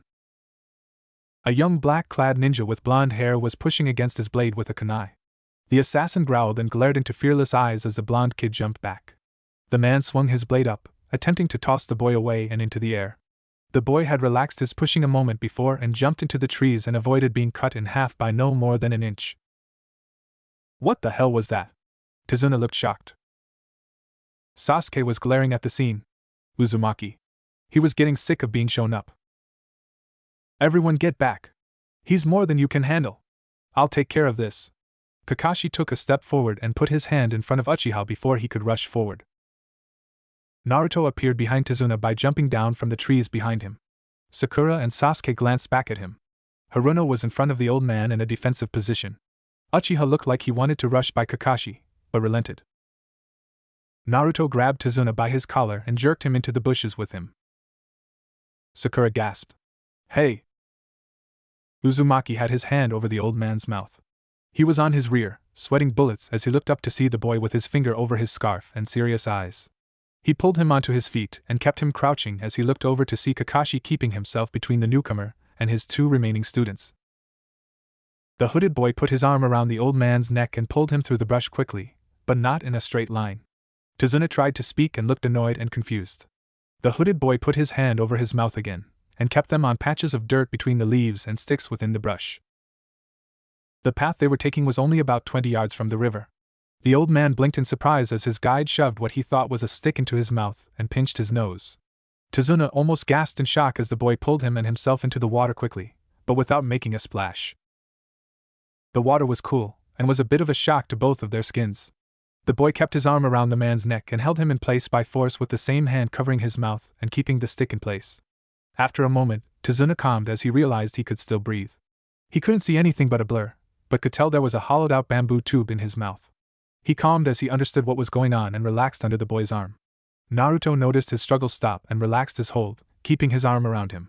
The old man put his hand up to pinch his own nose and felt the boy's other hand release his nostrils. The tall enemy had his sword back on his back as he growled as his target vanished into the nearby brush. Kakashi had most of his attention though. The Jounin spared a glance back as Sakura and Sasuke looked over their shoulders at where Tazuna had vanished. What the hell is going on? The Uchiha boy looked frustrated. Where's Uzumaki? No! Mr. Tazuna! Sakura gasped. She started to move towards the brush. Kakashi spoke to both of them. Let it be, and stay out of the way. He's fine. I'll handle this, you two hang back. This one is beyond any of you. The enemy shinobi gave an impressed-sounding snort. Well, impressive. You're Kakashi, the Sharingan copy ninja of the leaf. The Jounin nodded. If I don't do this, this one could be a problem. He lifted his forehead protector off of his other eye. I've heard of you. You're Momochi Zabuza, a missing nin of the hidden village of the mist. Sasuke was looking at Kakashi in shock.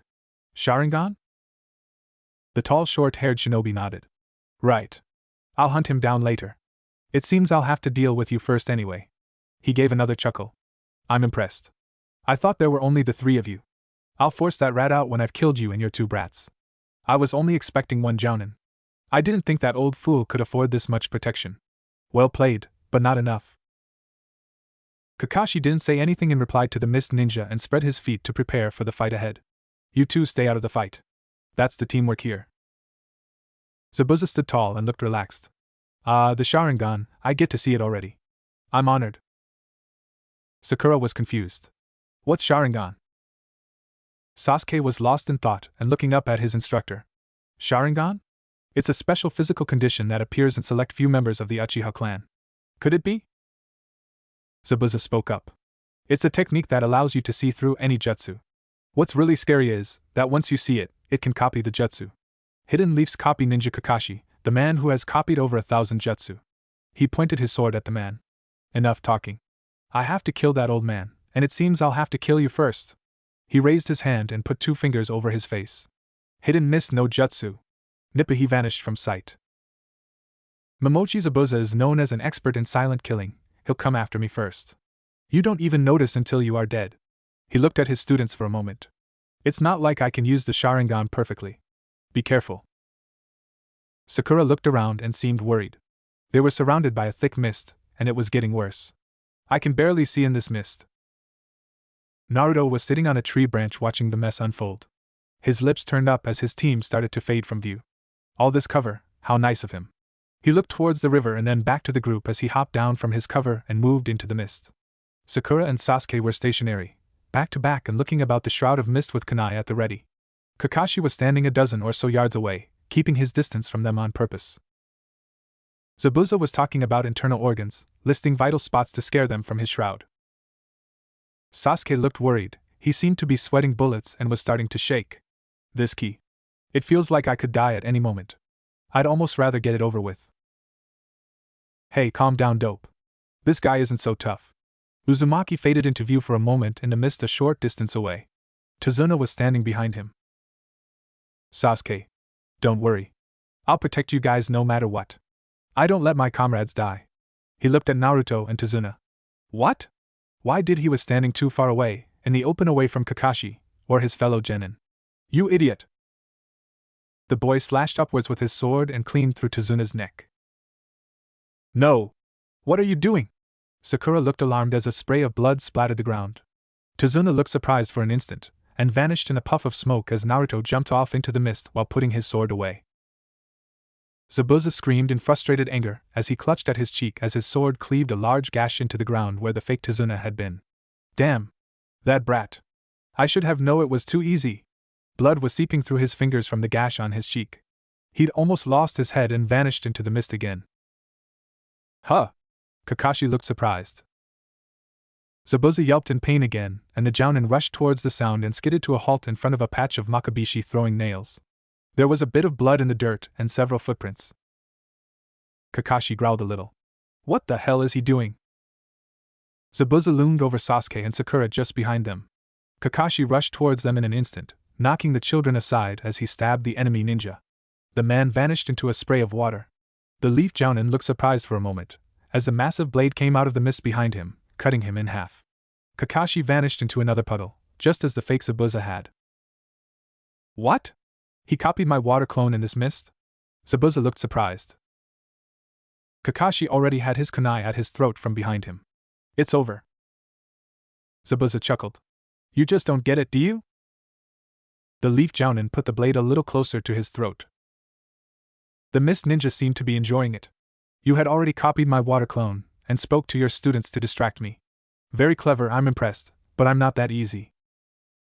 The voice had come from behind Kakashi, and the man gasped as the man he was holding vanished in a puddle. Why? Zabuza froze, as he felt a sharp slash at his calf, causing him to falter. He looked back and gasped. A short hooded figure with a sword was jumping back to avoid the retaliating slash. For someone who's supposed to be an expert in silent killing, you sure talk a lot. Naruto went quiet as he moved off into the mist again.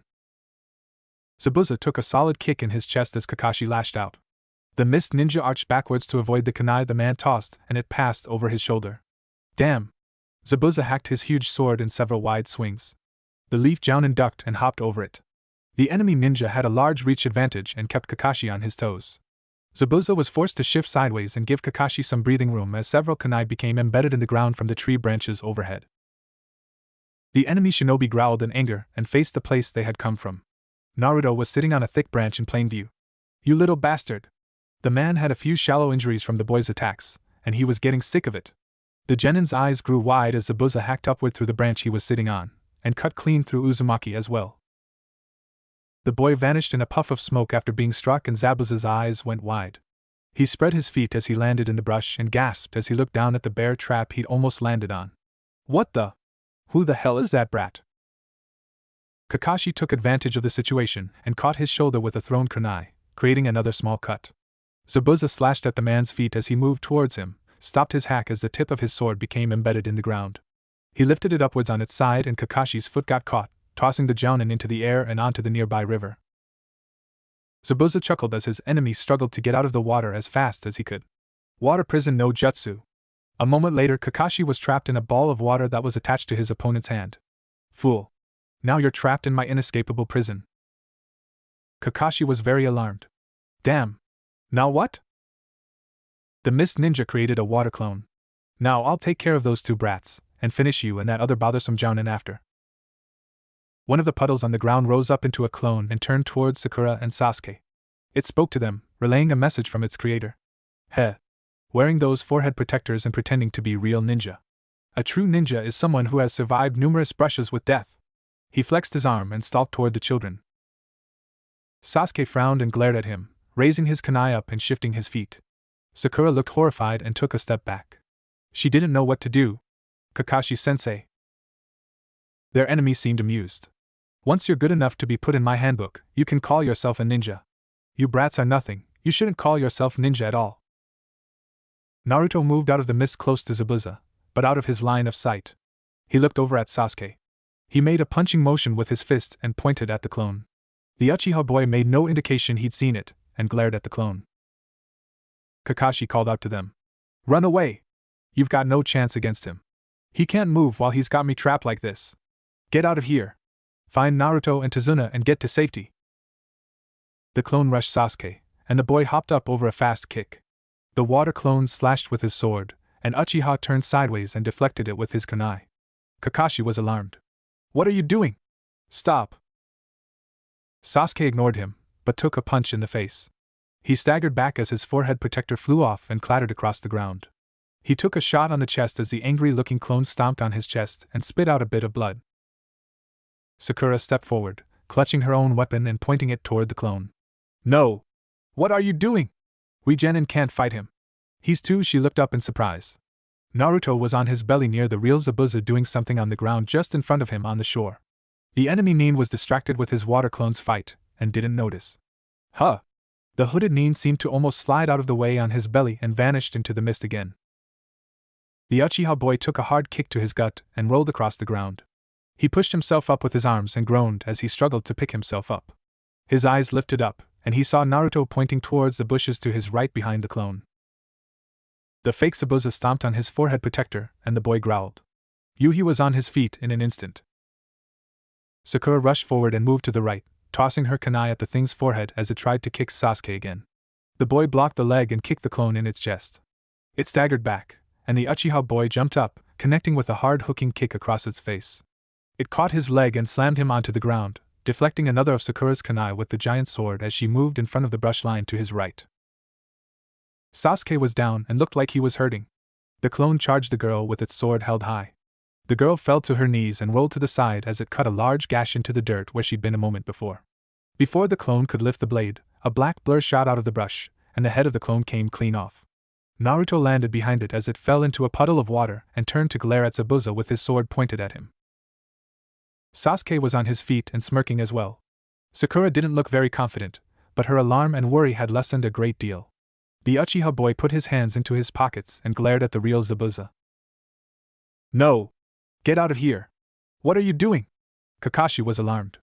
This fight was over the moment he captured me. Zabuza chuckled. Impressive.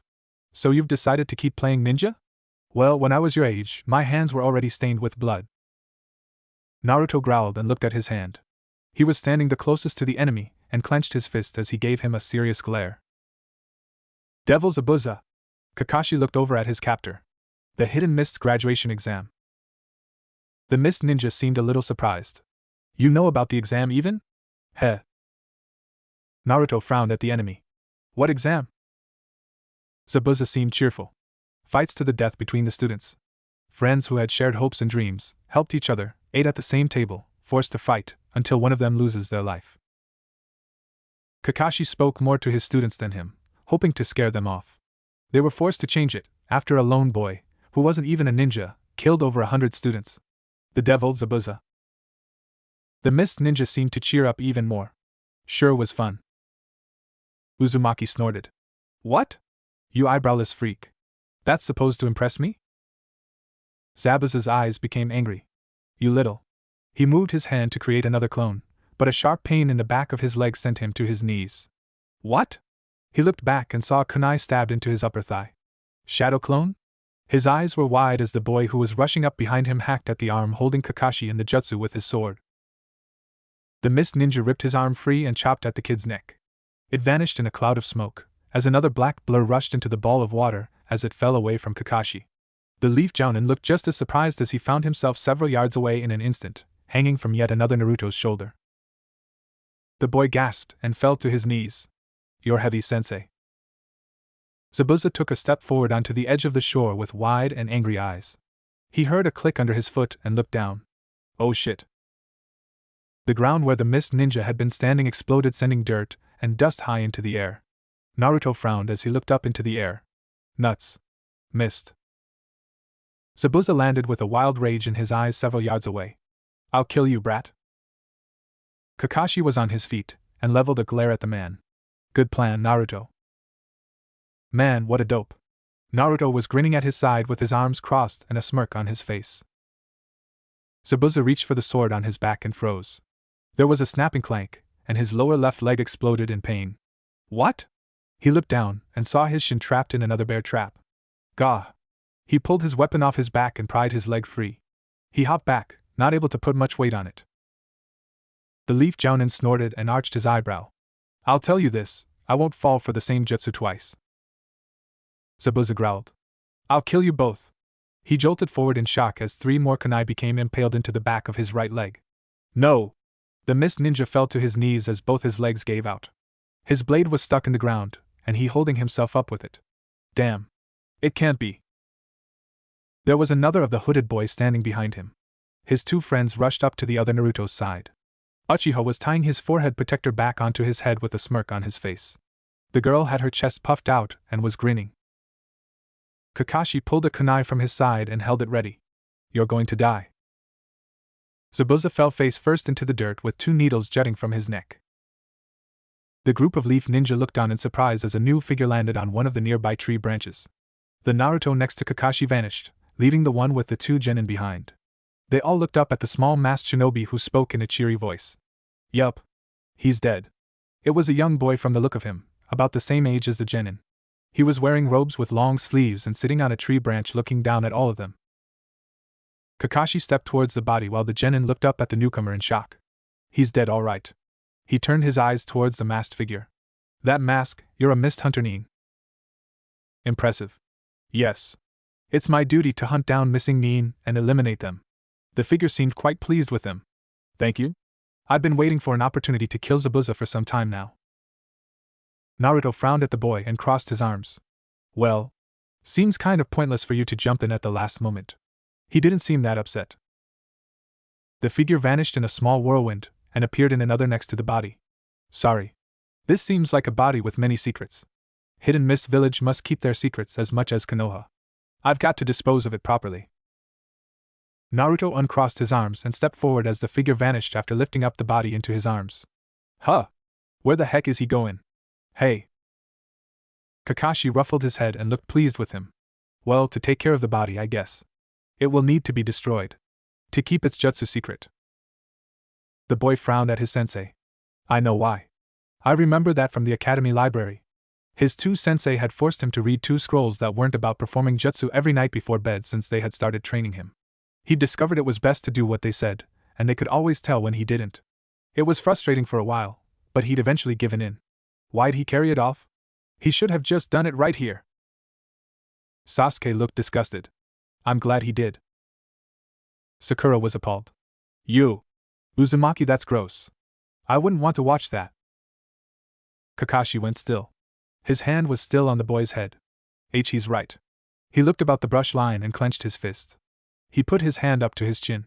He looked at Sakura and Sasuke and they both looked disgusted. Maybe he didn't want to do it in front of them? They are young genin after all, but... Naruto frowned and gave an uncertain nod. "I guess maybe he didn't want to gross us out. I read that they're supposed to just take care of it wherever the body is, though." Kakashi put his hand on the boy's shoulder. "Yeah. Good job, Naruto. Come on. Where is Tazuna? We should get back." He pulled his forehead protector back over his left eye again. "All of you, good work. That was great teamwork."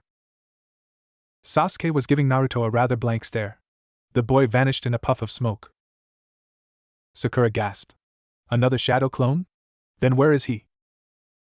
Kakashi shrugged. "With Tazuna, I'd say.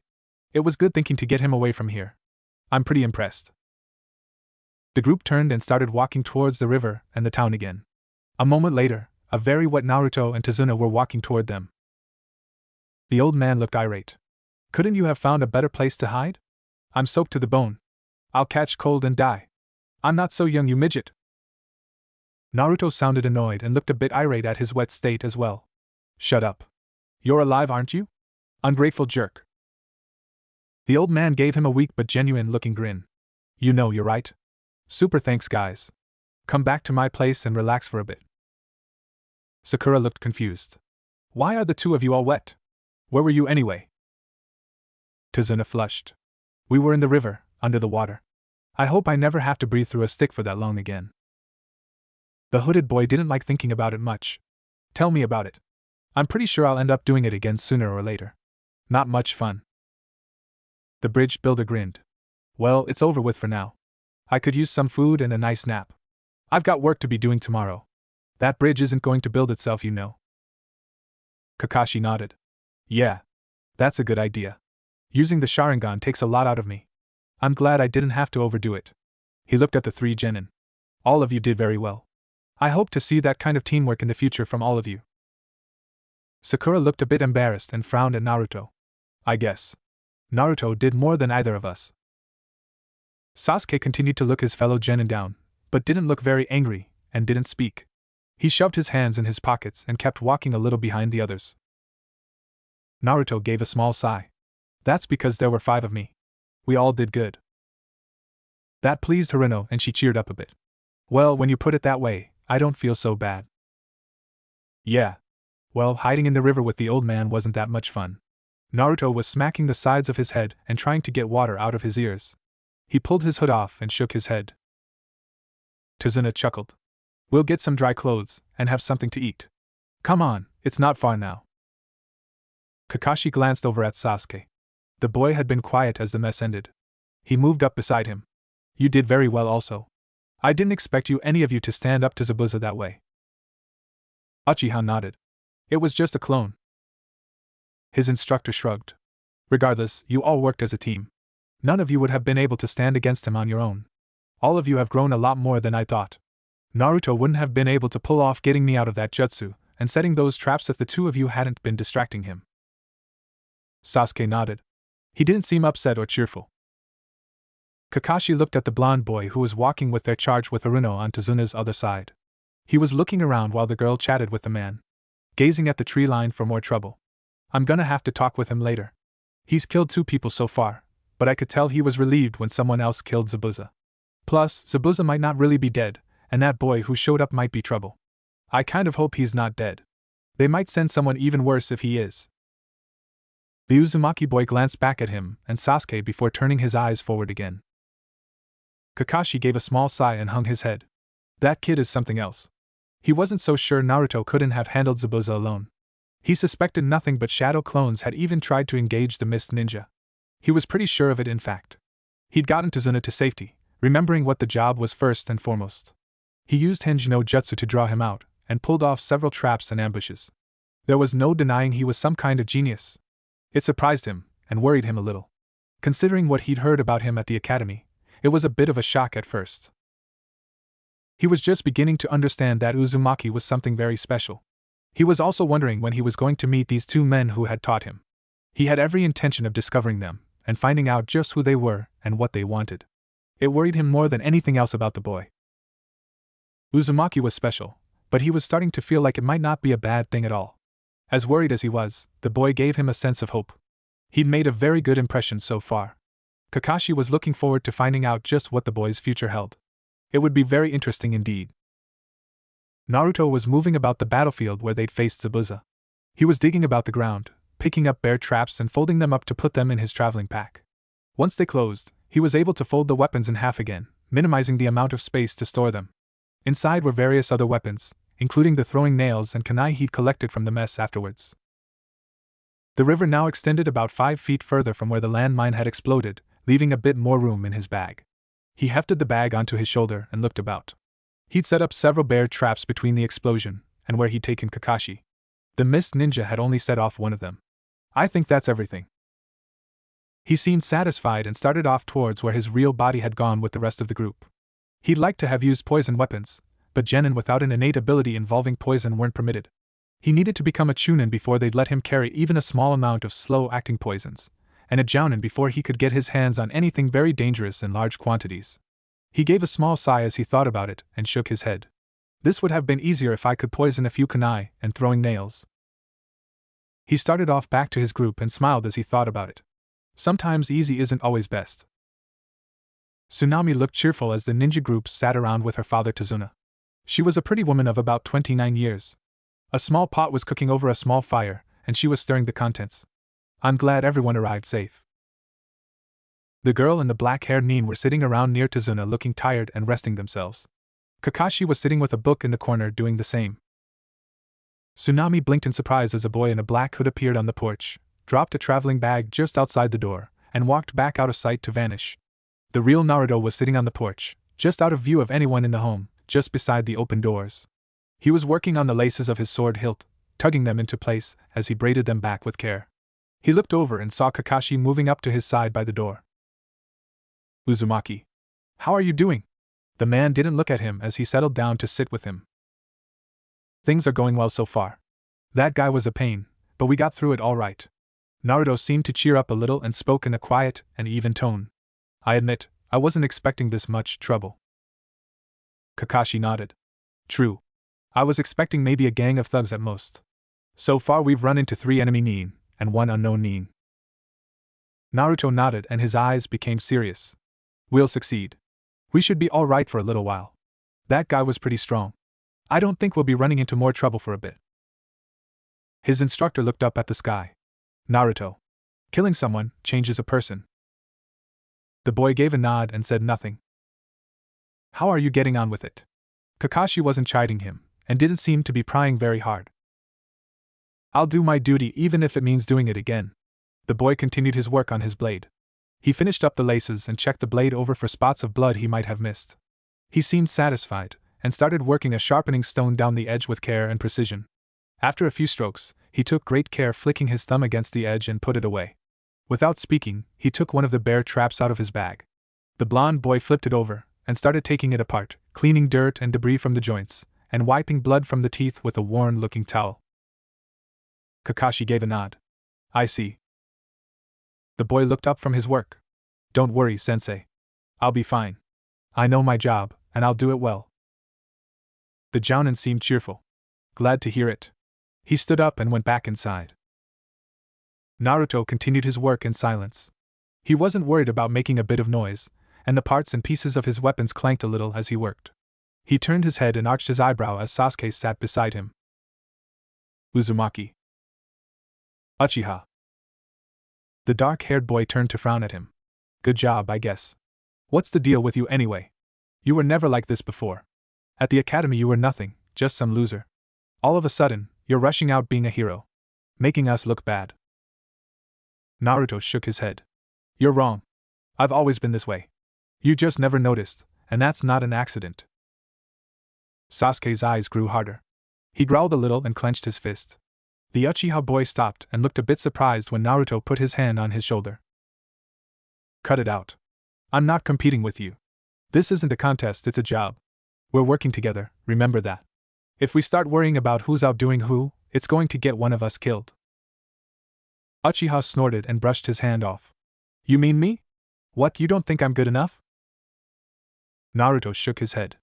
No. I'm not invincible. You knew not to give away my position by replying, but you stuck to the plan. Keep it up. The black-haired boy turned away frowning, but didn't leave. Who put you in charge? The blonde boy gave a small sigh. What's with you all of a sudden? You seem jealous. You've managed to become the most popular boy in our age group, despite being an emo dipshit most of the time. I'm no threat to you. Sasuke whirled around and growled at him. I'm not jealous of you. Quit showing us up. Kakashi-sensei told us to stay out of that. Naruto frowned. I didn't stick my neck out, you know. I was in the river with Tazuna, getting him out of harm's way. Our job is to protect him, not to kill that jounin. He put the cleaned-out bear trap back in his bag and pulled another out. Quit thinking about yourself. This is a team. I know by us you mean you. Sasuke grabbed his collar. I'll kick your butt, Uzumaki. The blonde shinobi just looked at him. What good will that do you? We're still stuck here with the same orders. Relax. We'll get the job done. All of us are genin. We get paid the same no matter which of us does the most. Right. Sasuke let him go and snorted. He was frustrated and wanted to punch the kid. So we just wait around? Naruto shook his head. Nope. I'm gonna find this Gatsu and try and figure out how to get rid of him. The Uchiha boy's eyes went wide. What? Uzumaki nodded and kept his voice low. Even if that Zabuza character is dead, that guy will just hire someone else to kill Tazuna. The best way to keep him safe so he can get that bridge finished is to get rid of that jerk. Sasuke frowned. I guess that makes sense. Kakashi-sensei didn't say anything about that. Naruto nodded. Going to attack him head-on is stupid. If he's got someone like that Zabuza working for him, then he's got lots of protection. I'm good at not being seen. None of you could sneak in without being noticed. I'm not sure I could really. I want to get a look and find out for myself, and then work out a plan from there. The blonde boy shrugged. I'm not so sure I want to sneak into some palace or something myself. Maybe I can find him outside, figure out a way to get to him when his guard is down, or at least lessened. Sasuke nodded. So, we'll ask around then. Uzumaki shook his head. No way. This guy is rich and powerful. He'll notice if someone is walking around asking questions. I'll send some Kage Bunshin into the village and listen around. From what I heard, he's got lots of thugs working for him. It shouldn't be too hard to find a couple and follow them around. I can see about finding some information by listening in, and maybe sneaking some intel. The Uchiha boy shifted his eyes. Does Kakashi know about this? Naruto shook his head. Nope. Don't worry, I'm just doing some scouting for now. Like I said, I need to find out more about this guy first. I'm better at shadowing people and staying out of sight than you or Sakura. I want in. Sasuke growled. Naruto gave a sigh. I'm not sure how. You might have been able to get in as a spy if we hadn't run into that unknown Nin. They might know you now. He glanced over at his fellow genin. Besides, you can't make shadow clones and sneak off like I can. Your job is to help guard Tazuna. You're better in a face-to-face fight than I am. I never would have attacked Zabuza head-on that way. He'd have cut me in half for sure. The Uchiha boy shook his head. So? I'm tired of watching you make me look bad. I trained to be a ninja too, you know. Naruto nodded. I specialize in assassination and espionage though. You're a strong fighter, but this is my sort of work. I've no interest in looking my opponent in the eyes. My aim is to stab them in the back when they aren't paying attention. He looked up at the clouds and finished up cleaning the last bear trap. I'll probably end up in the ANBU when I'm older. Sasuke shrugged his shoulders. You're not leaving me behind, Uzumaki. I want to be a strong ninja too.